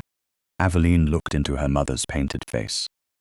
Around Celeste March's wrist, rendered in careful brushstrokes, hung the same blue needle case. For 6 months, Aveline had carried memory as if it were all that remained. Now memory had opened a door. The portrait did not accuse Aveline for taking so long to find it.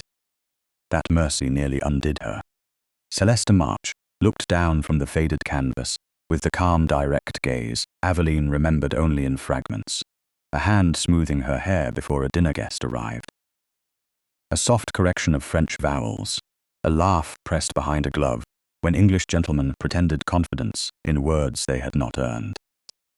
In the painting, her mother wore pale blue silk and a ribbon at her wrist, from which hung the same needle case. Aveline had carried through London soot, attic cold, and servant stares. The little object had seemed too small to matter. Now it stood in the portrait, like a sign no one else had bothered to read. Lady Helena lowered the dust sheet to the floor.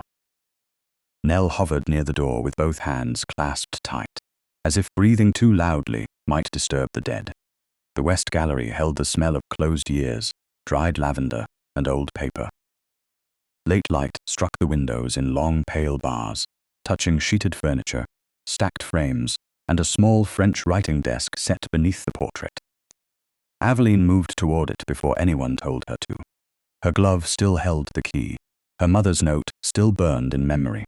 "Trust the house where the larks are carved." The desk had larks carved along its narrow edge, their wings curved around a lock the size of a thumbnail. Aveline knelt. Lady Helena began to speak, then stopped. That restraint was a kindness.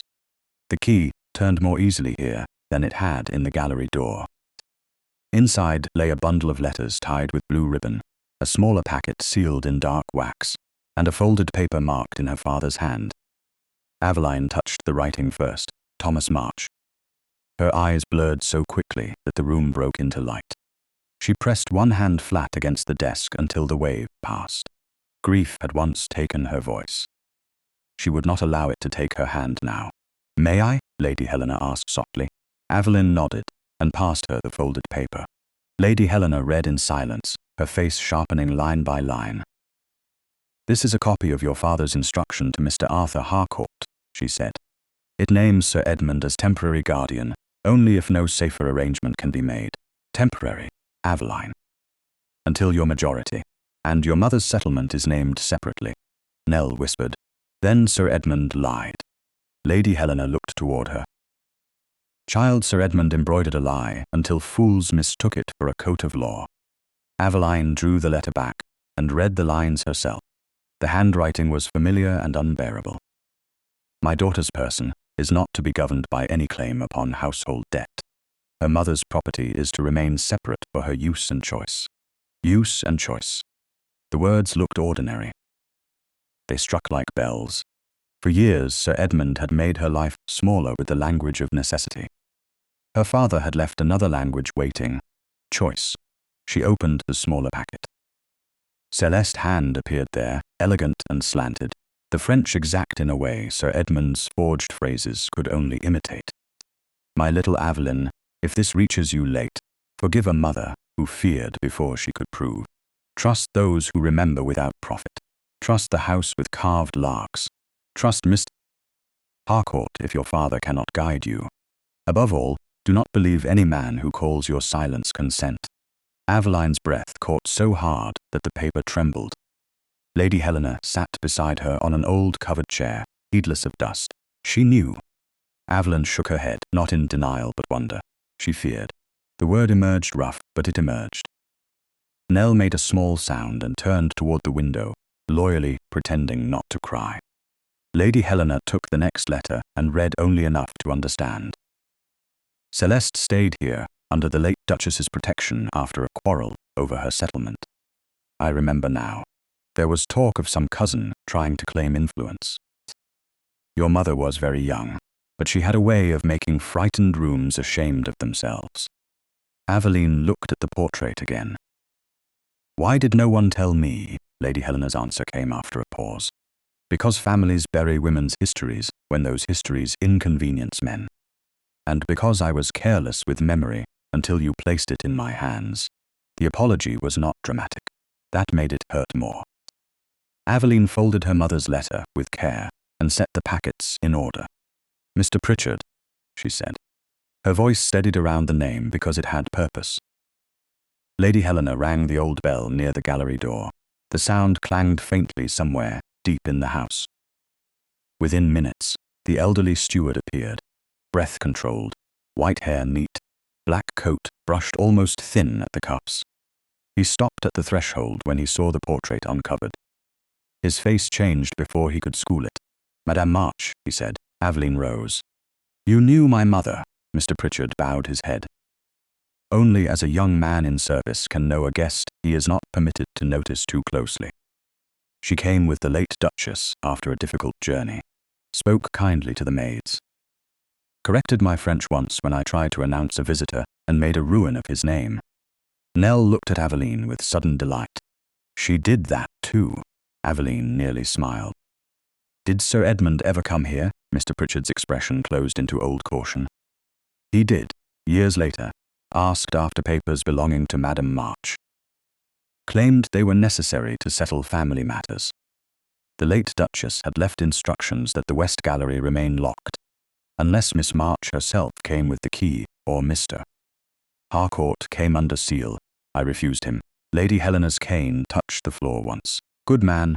He was displeased, Mr. Pritchard said. Displeased gentlemen remember servants who deny them. Aveline stepped closer. Will you write what you remember? Yes, Miss March. The title in his voice had no hesitation. It entered her like sunlight through shutters. I will write it and sign it before the vicar if you wish. I wish it, Aveline said. And I wish the letters copied. One set for Mr. Harcourt. One kept here, one to return with me to London. Lady Helena looked at her, pride plain now. Return? Yes. Aveline rested one hand on the desk that had waited years for her. Sir Edmund and Lady Viola are telling the story without me. I will not stay in Hampshire while they finish it. Before Lady Helena could answer, footsteps sounded in the corridor. Not hurried enough for panic, too fast for ceremony. Sebastian entered, travel-dusted, his coat dark from the road, his gloves in one hand. He stopped just inside the gallery. His eyes took in Aveline standing before the open desk, the portrait, the letters, Mr. Pritchard, Lady Helena, Nell, with tearful defiance in her face. Then he looked at Aveline, and everything else in him quieted. Miss March. She did not curtsy, not from disrespect, from truth, your grace. His gaze moved to the letters. You found proof. I found my mother. The answer struck him more deeply than legal proof could have done. He bowed his head. I read your note. Her hand closed over the edge of the desk. Do not save me by silencing me. And you were right. The room held still. Dukes were not bred to admit wrong before servants, aunts, and frightened maids with red eyes. Sebastian did it without ornament. I acted from fear and called it protection. I sent you away because I thought distance could do what trust had not yet earned. I was wrong. Aveline wanted anger to be simple. It was not his apology did not erase the wound, but it did not avoid it either. You used Sir Edmund's language, she said. Safe, placed, removed. Pain crossed his face. He accepted it. I know. Do you? I am beginning to. She looked at him for a long moment. I am useful. The words surprised even her. They came from a deeper place than pride. Not as a servant only, not as evidence, not as a woman to hide until men decide she is presentable. I am useful to my own life. Sebastian's answer came quietly. Yes, I want Mr. Harcourt found. I want Madame de Varenne asked to examine these phrases. I want Mr. Pritchard's memory written. I want to return to London before Lady Viola makes silence convenient again. Then that is what we will do. No. She saw him stop, and this time he did not bristle. He waited. That is what I will do. You may help? Something changed in his expression then. Not hurt, recognition. I may help, he repeated. And I may not decide. No. Then I won't. The contraction stood between them like a vow too young to name. Lady Helena, who had been watching with fierce satisfaction, cleared her throat. Excellent. Now that my nephew has discovered humility, perhaps we may put it to use. Mr. Pritchard bowed and withdrew to prepare his statement. Nell followed Lady Helena's nod and went to fetch fresh candles. Though she looked back twice to be sure Aveline had not vanished, Sebastian remained by the door. He did not step closer until Aveline said, "You may look at the letters." He came then, slowly, as if the space around her choices had become sacred ground. They worked until dusk. Names were copied. Seals described, French phrases marked. The house below settled into evening, but the West Gallery felt newly awake. At last, Mr. Pritchard returned with a card on a small tray and a face gone grim. "A rider from the turnpike, Your Grace. Sir Edmund Pryce is on the Hampshire road. He travels with Mr. Vale and claims authority over Miss March's person and papers." Lady Helena swore softly enough that Nell, entering behind him, pretended not to hear. Sebastian's eyes went cold.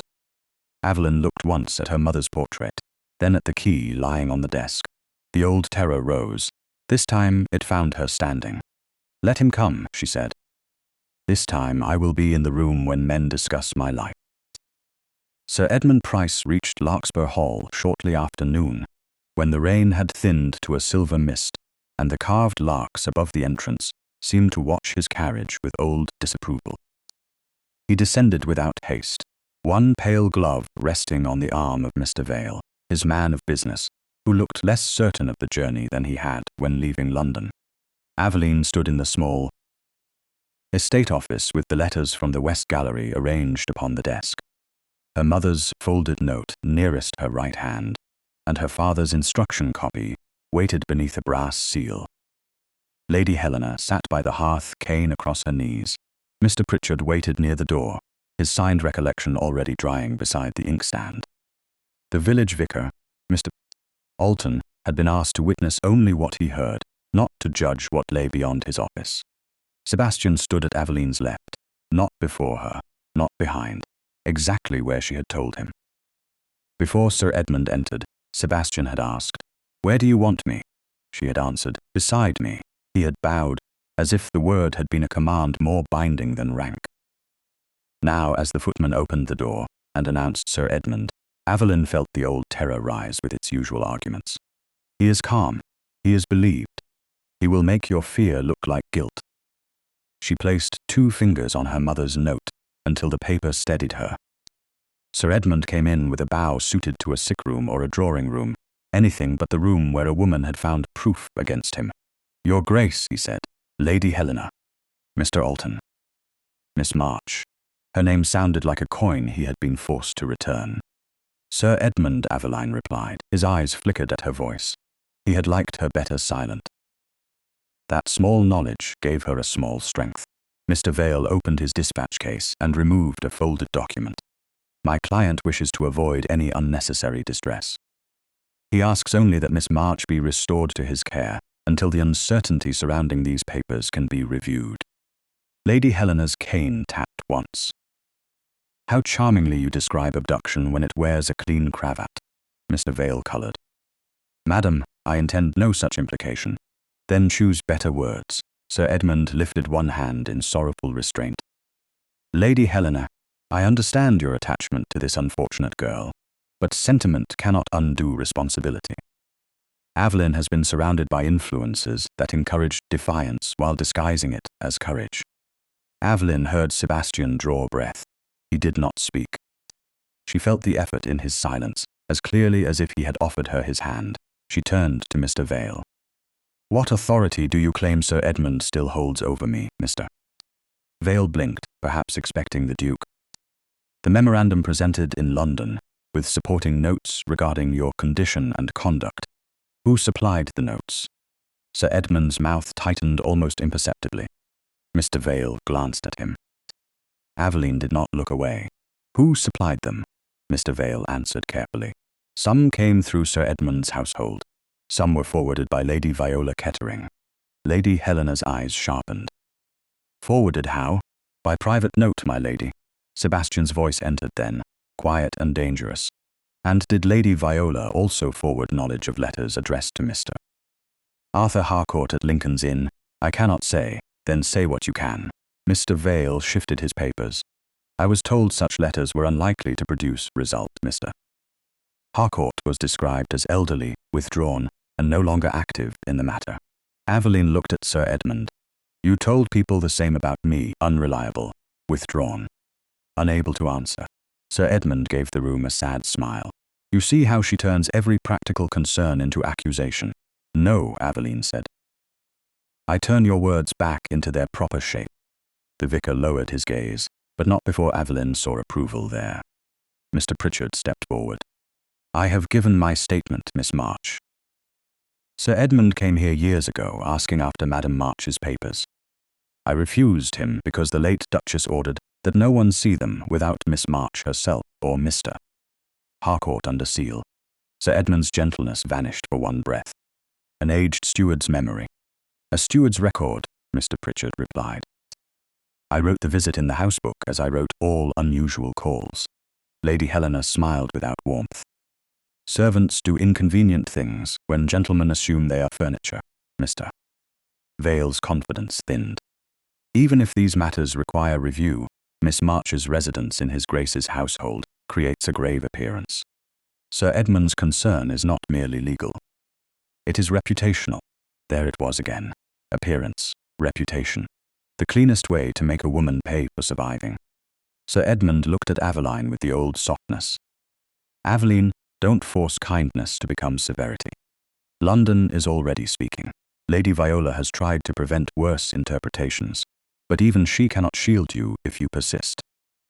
Come quietly, and I will say only that your health required retreat. Aveline almost laughed. He still thought retreat was the reward he could offer. No, the words stood alone, Mr. Vale lowered the paper in his hand. Sir Edmund's face stilled. You refuse protection. I refuse you. You do not understand what will be said. I understand exactly. You will say I am unstable.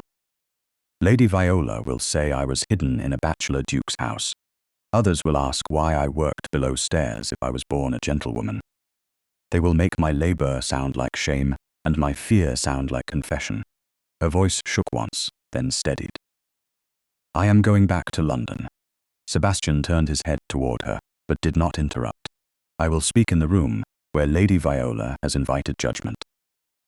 I will present my father's paper, my mother's letters, Mr. Pritchard's statement, Madame de Varennes' knowledge, and Mr. Harcourt's answer when it comes. Sir Edmund's eyes narrowed.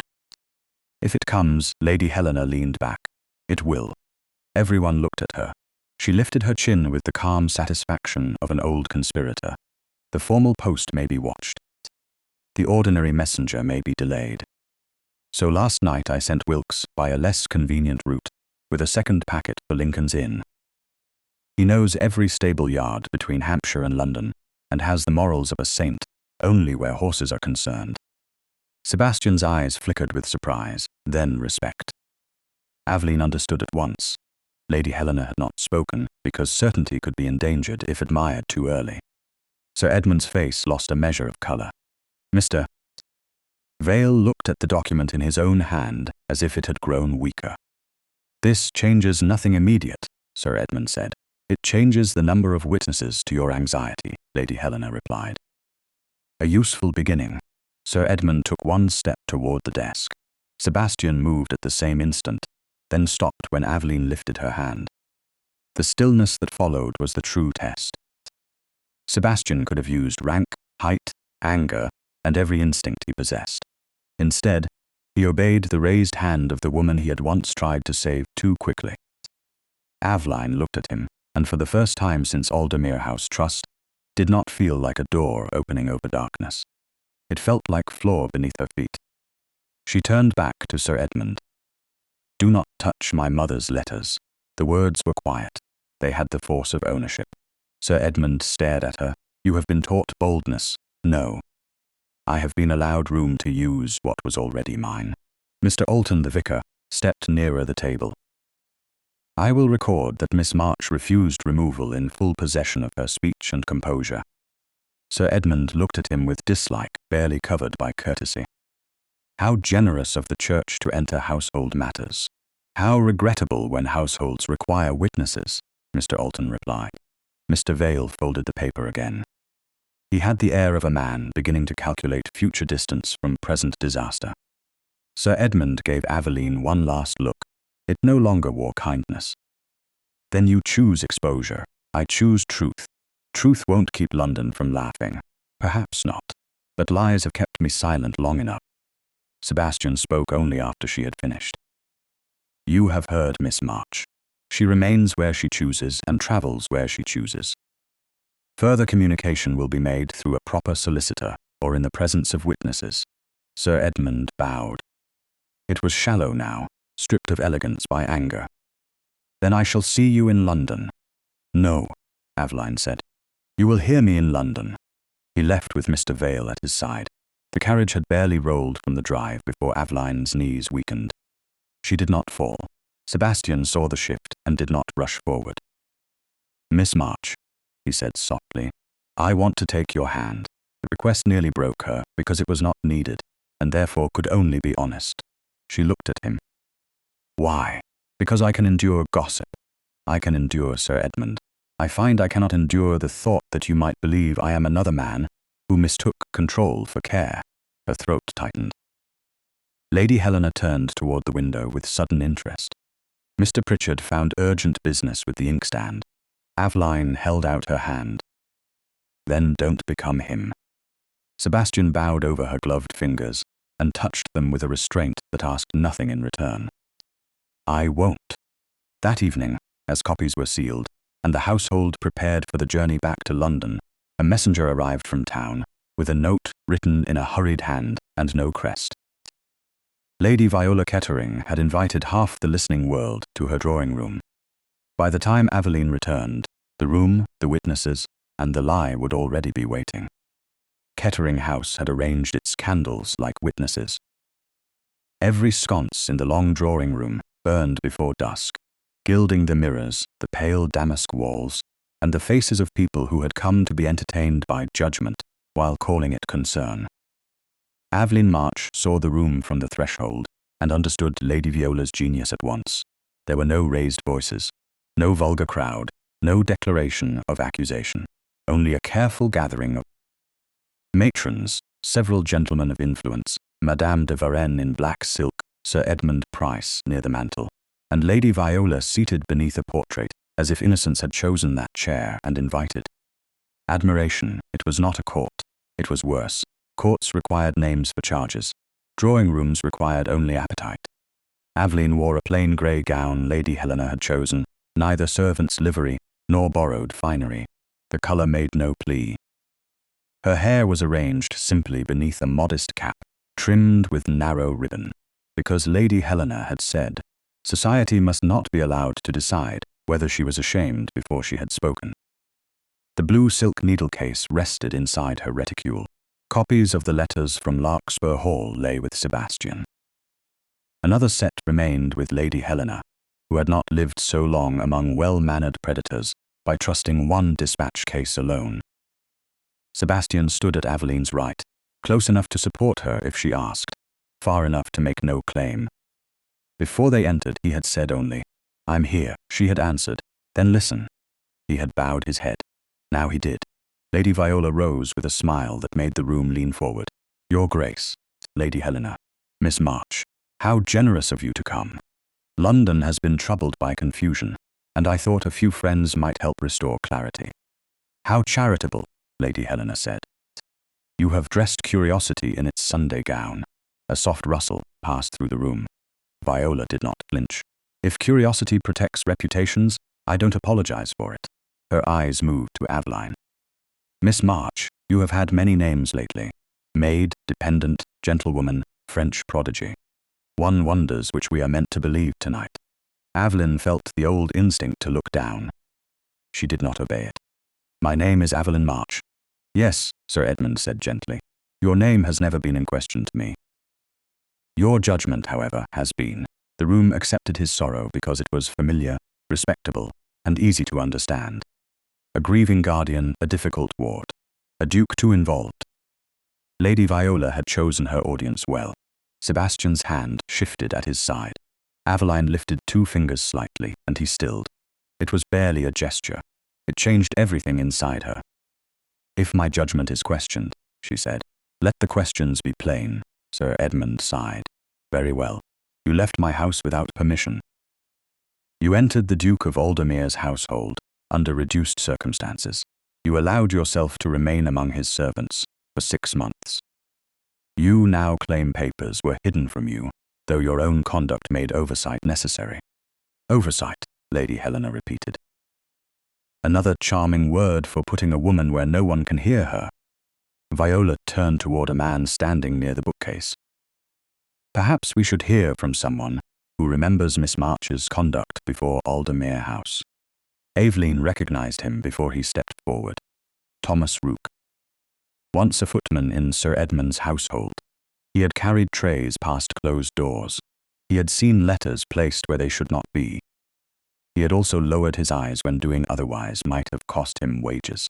Tonight he wore a new coat, cut too well for a man long dismissed. His boots were polished. Guilt had not fed him. Someone else had. Rook, Sir Edmund said, tell the room only what you know. Rook bowed awkwardly. Miss March was unsettled after Mr. March died. Wouldn't speak for days. Hid papers. Refused instruction. The study drawer was found open before she disappeared, and money was missing. A murmur moved through the room like silk dragged over stone. Aveline looked at Rook, not Sir Edmund. Fear had become a narrow bridge. She stepped onto it. Did you see me take money? Rook's gaze flickered toward the mantel. I saw the drawer open after you'd been there. Did you see me take money? He swallowed. No. The single word entered the room and altered its balance. Lady Viola snapped open her fan. Servants often observe patterns, Miss March, not every act. Then let us name the pattern correctly, Aveline said. A man paid by Sir Edmund did not see me steal, yet was brought here so the word theft might stand near my name. Rook colored. I wasn't paid to lie. Lady Helena's voice came sweetly. Only clothed to remember conveniently? Several eyes went to his coat. Rook shifted. Sir Edmund's face hardened beneath its courtesy. Aveline has always possessed a talent for making ordinary concern sound sinister. Madame de Varenne rose from her chair. And Sir Edmund possesses a talent for making bad French sound like law. The room turned. Viola's smile tightened. Madame de Varenne held a folded copy of the disputed notation. I examined the phrase in the paper presented at Aldermere House and the later paper sent to Larkspur Hall. Both contain the same kind of error, not childish error, not poor schooling. Deliberate imitation. Madame Celeste March, whom I knew by reputation among the émigrés, would not have written so carelessly about her own settlement. Sir Edmund bowed his head. Madame, language can be disputed. Truth can be disputed too, she said. That doesn't make the liar clever. A sharper murmur followed. Lady Viola sensed the room, sliding from amusement toward doubt, and moved at once to the point most likely to restore hunger. Even if the French is questioned, propriety remains. Miss March, you ask London to believe you are a gentlewoman wronged by a guardian, yet you lived hidden for half a year in a bachelor duke's house. She paused, allowing the silence to do its work. Are we to call that prudence? Aveline felt heat rise beneath her skin. This was the question from Aldermere House, polished sharper and placed before a larger room. She heard again the servants' bells, the linen room, Nell's frightened whisper, Mrs. Bellamy's keys, Sebastian asking permission to see her burned hand. She could let them make that life filthy by speaking of it as if honest work were a stain, or she could refuse the altar. I worked, she said. I mended linen, I polished silver, I carried tea.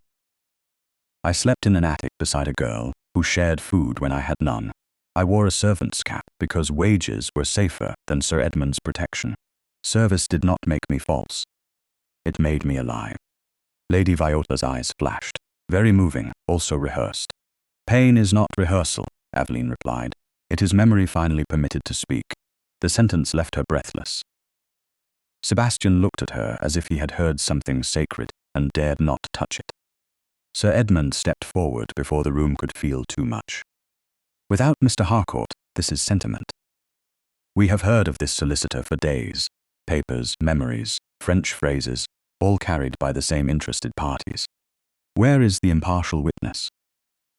Where is the man your father supposedly trusted? The question struck harder, because it was fair enough to sound clean. Aveline's fingers closed around the reticule. Wilkes had gone. Lady Helena had sent him by hidden routes, but London's roads, inns, messages and men could all be bought or delayed. Viola's fan moved slowly. Yes, she said. Where is Mr. Harcourt? Or has he vanished conveniently into old age and rumour? Sebastian looked at Aveline. Not to ask whether he should rescue her. To ask whether she wanted the room held steady. She drew breath. I want the truth, she said. Not pity. Viola's smile returned. Then produce it. The drawing-room doors opened before the footman announced anyone. Lady Helena, who had stood near the side table only moments earlier, moved toward the threshold, with satisfaction kept under stern control. Beside her came an elderly gentleman in a dark travel coat, rain still beading on his shoulders, one gloved hand gripping a black dispatch case. His face was lined, tired, and deeply irritated, as if he had been dragged through 3 counties by incompetence and had arrived determined to forgive none of it. Behind him stood Wilkes, the old groom, pretending with heroic innocence that he had not just entered a fashionable drawing-room in road-stained boots. Lady Helena removed one glove finger by finger. Forgive the interruption, she said. Mr. Harcourt was not banished. He was merely inconvenienced by people who hoped delay would serve them better than truth. Sir Edmund went still. Lady Viola's fan stopped moving. The elderly man crossed the room without waiting for permission. He looked at Aveline, and his expression changed so suddenly that the years seemed to fall from him. Not because he knew the woman before him, but because he knew the father in her face and the mother in her eyes. He bowed. Miss March, he said, I'm Arthur Harcourt. I knew your father, and I've been trying to find you for 3 years. Mr. Harcourt did not raise his voice. That made the room listen more closely. He crossed the carpet with his travel coat still damp at the shoulders and placed his black dispatch case upon Lady Viola's polished table, as if it had every right to disturb the shine. No one protested. Even Lady Viola seemed to understand that a drawing-room could invite gossip easily, but evidence entered with heavier steps. Aveline stood where he had bowed to her, one hand closed around the reticule that held her mother's needle-case. For 3 years, Sir Edmund had spoken of Mr. Harcourt as a distance too great to cross, a man too old to remember, a name too useless to matter. Now the name had a face, a voice, and papers worn at the folds from honest keeping.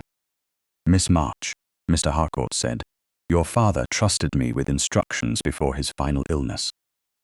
I was to ensure that no temporary arrangement became permanent convenience. Sir Edmund recovered first, because he had spent his life practicing recovery. Mr. Harcourt, this is indecently theatrical. If you had concerns, proper communication would have been more suitable than bursting into a lady's house. Mr. Harcourt looked at him with dry contempt. I attempted proper communication 6 times. My letters returned unanswered, misdirected, or not at all. When Lady Helena's groom found me, he carried copies of papers I had not seen since Thomas March placed them in my keeping. I came because delay has served you far too well. Lady Helena lifted a folded note between 2 fingers. The wax, though cracked, still showed the Kettering impression. And because one of Lady Viola's servants was discovered with an instruction to delay messages addressed to Lincoln's Inn. The room turned toward Viola. For a breath, she was no longer beautiful. She was merely caught. My household is large, she said. Servants misunderstand. I don't supervise every folded scrap. Lady Helena's smile did not warm. How unfortunate that they misunderstand beneath your seal." Sir Edmund's eyes cut toward Viola, and in that glance, Aveline saw the bargain between them begin to fail. Mr. Harcourt opened his case. "I will be brief. Thomas March appointed Sir Edmund Pryce only as temporary guardian in necessity, and only until Miss March reached her majority or until safer independent management could be arranged. He did not grant Sir Edmund control over Madame March's separate settlement.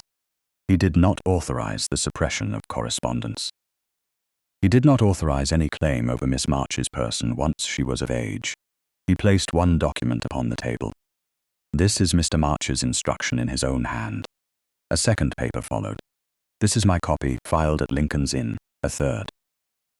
This letter, from the late Duchess of Aldermere, confirms that Madame Celeste March's property was to remain separate and preserved for her daughter's use and choice. Use and choice.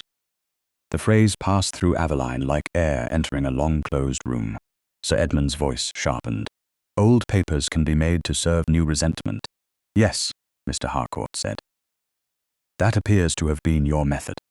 The stillness that followed was nearly physical. A few guests looked away, as if truth had become too direct for good manners. Mr. Harcourt continued. "I also possess a memorandum in Sir Edmund's hand, describing Miss March as incapable of rational correspondence. It was sent after I requested an interview with her. At the time I was told grief had left her unable to answer for herself." He turned to Aveline. "Did you receive my letters?" "No," she said. The word was small, but no one mistook it. "Did you refuse to see me?" "No." "Did you authorize Sir Edmund to act for your mother's settlement?" Aveline looked at Sir Edmund. She wanted her voice to be grand. It was not. It was better. It was clear. No, Sir Edmund took one step forward. A girl in grief, silent for days, hiding papers and refusing family instruction, cannot now claim perfect memory because a room applauds her. Sebastian moved slightly. Aveline lifted her hand before he could speak. He stopped. The room saw it. She saw it too, and drew strength from the obedience. "I do not claim perfect memory," she said. "I claim enough. I remember the cook dismissed because she knew my mother's handwriting. I remember letters removed from the tray. I remember being told that if I spoke, I would only prove my distress. I remember signing papers because you said my father's honor depended on it." Her breath trembled. She let it. "I was frightened. I was not foolish." Madame de Varenne rose then, black silk whispering, and the French confirms her. She took the disputed page from Mr. Harcourt. "This phrase about Madame March's property is not merely awkward. It is wrong in a manner useful only to the person seeking control. A French woman of education would not confuse her separate settlement with household obligation. Miss March recognized that because she was taught by her mother. Sir Edmund relied upon English readers not recognizing it at all. Sir Edmund gave a humorless smile. How eager everyone is to build a heroine from a maid's correction. Aveline felt the word maid leave his mouth and enter the room like a challenge. He saw it strike, and at last his mask fell far enough to show contempt. "Let us speak plainly. No duke marries a woman who scrubbed his floors. No amount of French will change that." Several ladies gasped. Lady Viola looked briefly relieved, as if Sir Edmund's cruelty had said aloud what she still hoped others believed. Aveline waited for shame to rise. It came, trained by years of being handled, doubted and measured, but it did not command her. "I did scrub floors," she said. "I mended cups. I carried tea. I polished silver. I slept in an attic beside a girl who shared food with me when she had little enough for herself." Her gaze moved across the room, not pleading, not accusing, simply making them witnesses. "I worked because work was honest and because your protection was not. If labor lowers me in your eyes, Sir Edmund, then your eyes were never capable of seeing me clearly." No one spoke. The silence had changed from appetite to judgment. Lady Viola's fan dipped. Sir Edmund's face went grey beneath its polish. Sebastian stepped forward only after Aveline lowered her hand. His voice was controlled, but every word carried. "Let every person present remember what Miss March has said. She entered my household in distress and served honorably. She was wronged by the man who claimed care of her. She was insulted by those who mistook honest labor for shame. She will be respected publicly because she was humiliated publicly. He turned toward Sir Edmund. And any person who repeats your implication about Miss March and my house will answer to me in every proper social and legal channel available to my name. Sir Edmund's mouth tightened. You would risk your standing for this? No, Sebastian said. I would use it properly for once. Mr. Harcourt closed one packet and tied it with string. A formal challenge will be filed. Misused funds will be pursued. Evidence regarding correspondence and false statements will be placed before proper authority. Sir Edmund, I advise silence, since honesty appears unavailable. Lady Bramwell, who had stood near Lady Viola since the beginning, stepped away from her niece. The movement was small. In that room it was ruin. I believe I shall call for my carriage, she said. Viola stared at her aunt. No, Lady Bramwell replied, voice brittle with humiliation. You invited me to witness clarity. I have. Another matron followed her lead. Then, a gentleman near the mantel found sudden interest in taking leave. Reputation withdrew not like thunder, but like doors closing one by one. Sir Edmund bowed stiffly to a room that no longer wished to receive the gesture. Lady Viola sank back into her chair, abandoned beneath the very portrait she had chosen as her throne. Aveline opened her reticule and drew out the small folded scrap from the needle case, the one written in her mother's hand. One last thing, she said. No one interrupted. She read the French first. Her voice did not break. Then she translated. My daughter is not lost while one honest person remembers her name. If she finds this, tell her what I owned was meant to give her choice, not chains. The words settled over the ruined drawing room. They did not ask for tears, they required memory, Mr. Harcourt bowed to her. Madame de Varenne pressed a hand to her heart. Lady Helena looked toward the ceiling, as if daring it to fall before justice finished. Aveline folded the note and returned it to the case.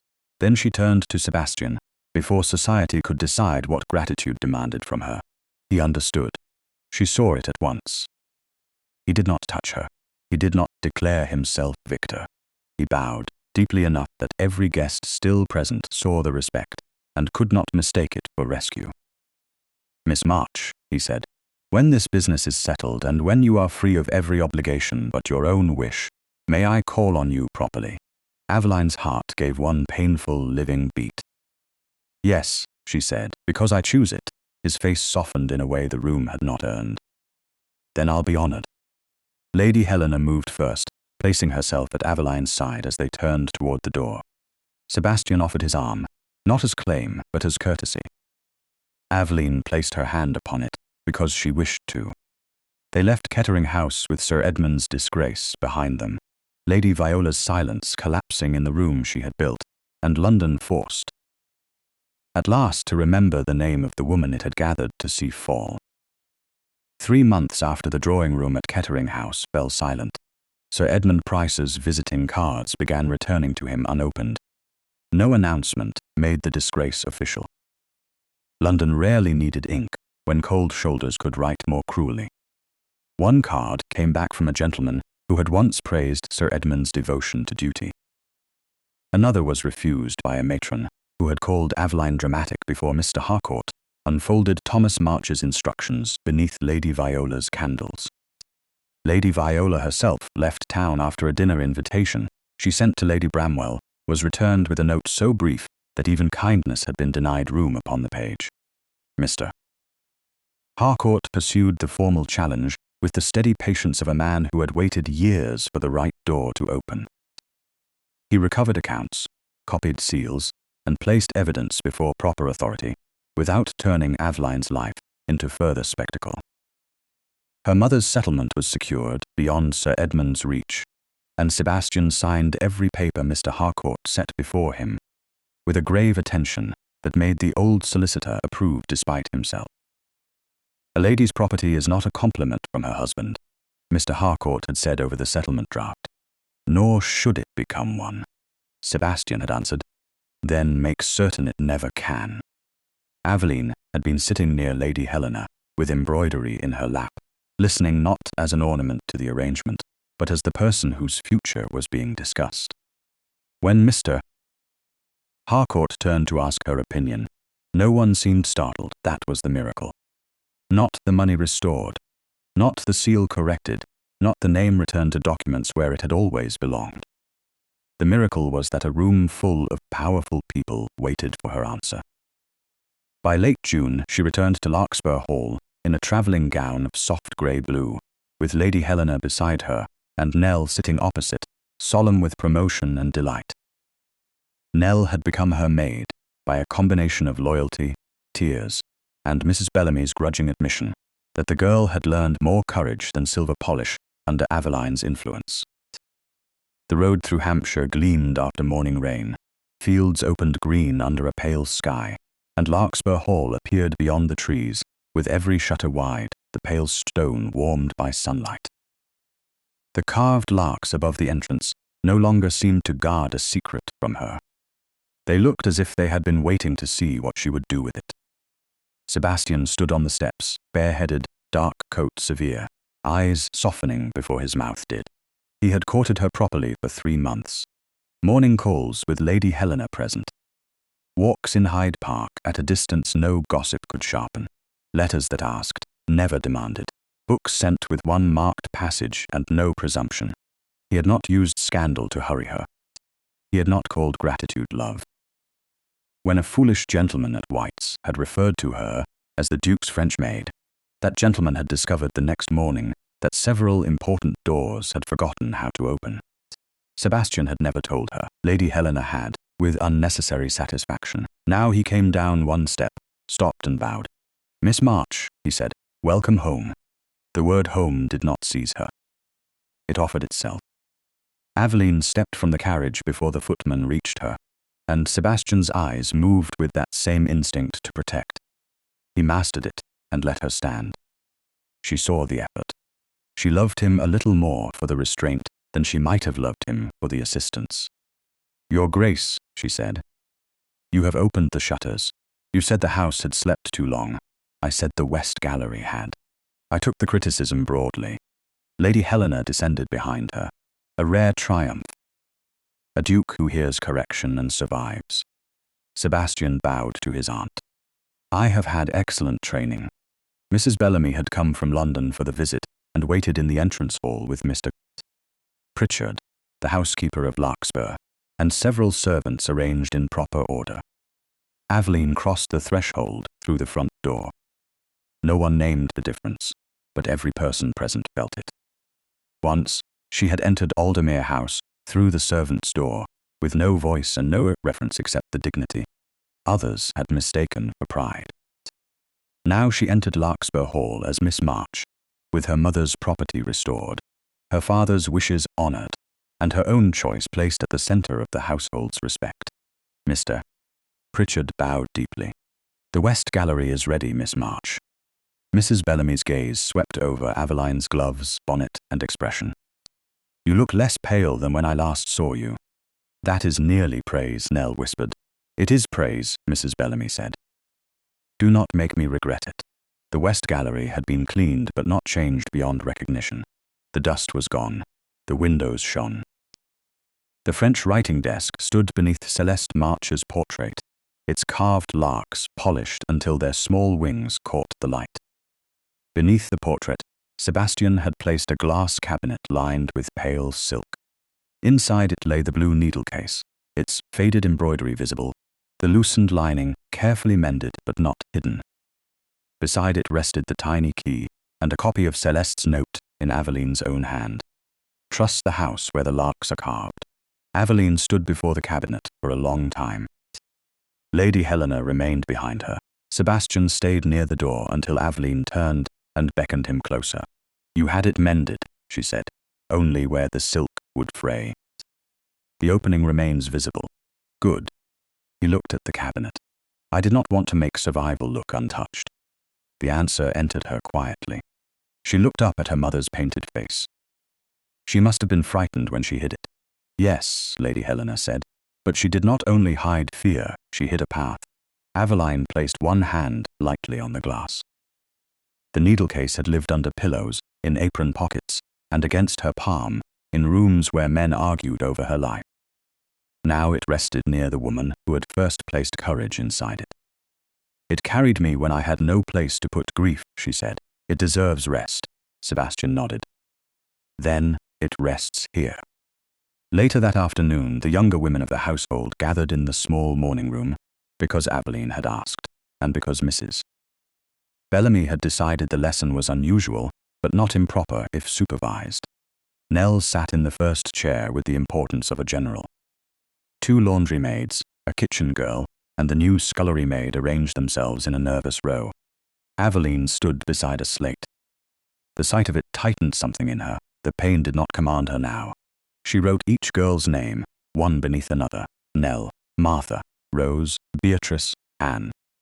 French does not make a person finer than English, she said. But every language teaches the mouth that names matter. She added the French forms where they existed and guided them through the sounds. They stumbled, laughed, tried again. When Nell mispronounced her own name with magnificent confidence, Mrs. Bellamy made a noise suspiciously like a cough and turned toward the window. Sebastian appeared at the open door, just as Aveline wrote his name on the slate. She looked at him with grave composure. "Your Grace, you are interrupting a lesson. I wouldn't dare. You already have." The girls went still, horrified and delighted. Aveline wrote Sebastian beneath the others, then marked the proper French stress. "You still say it, as if you are ordering a horse." Nell made a strangled sound.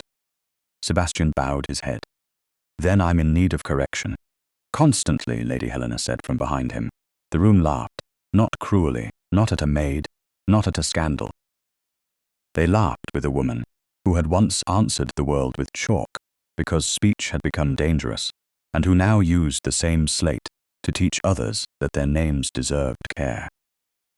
That evening, after the household had settled, and the last guest from the neighboring gentry had departed, Aveline walked with Sebastian to the chapel garden.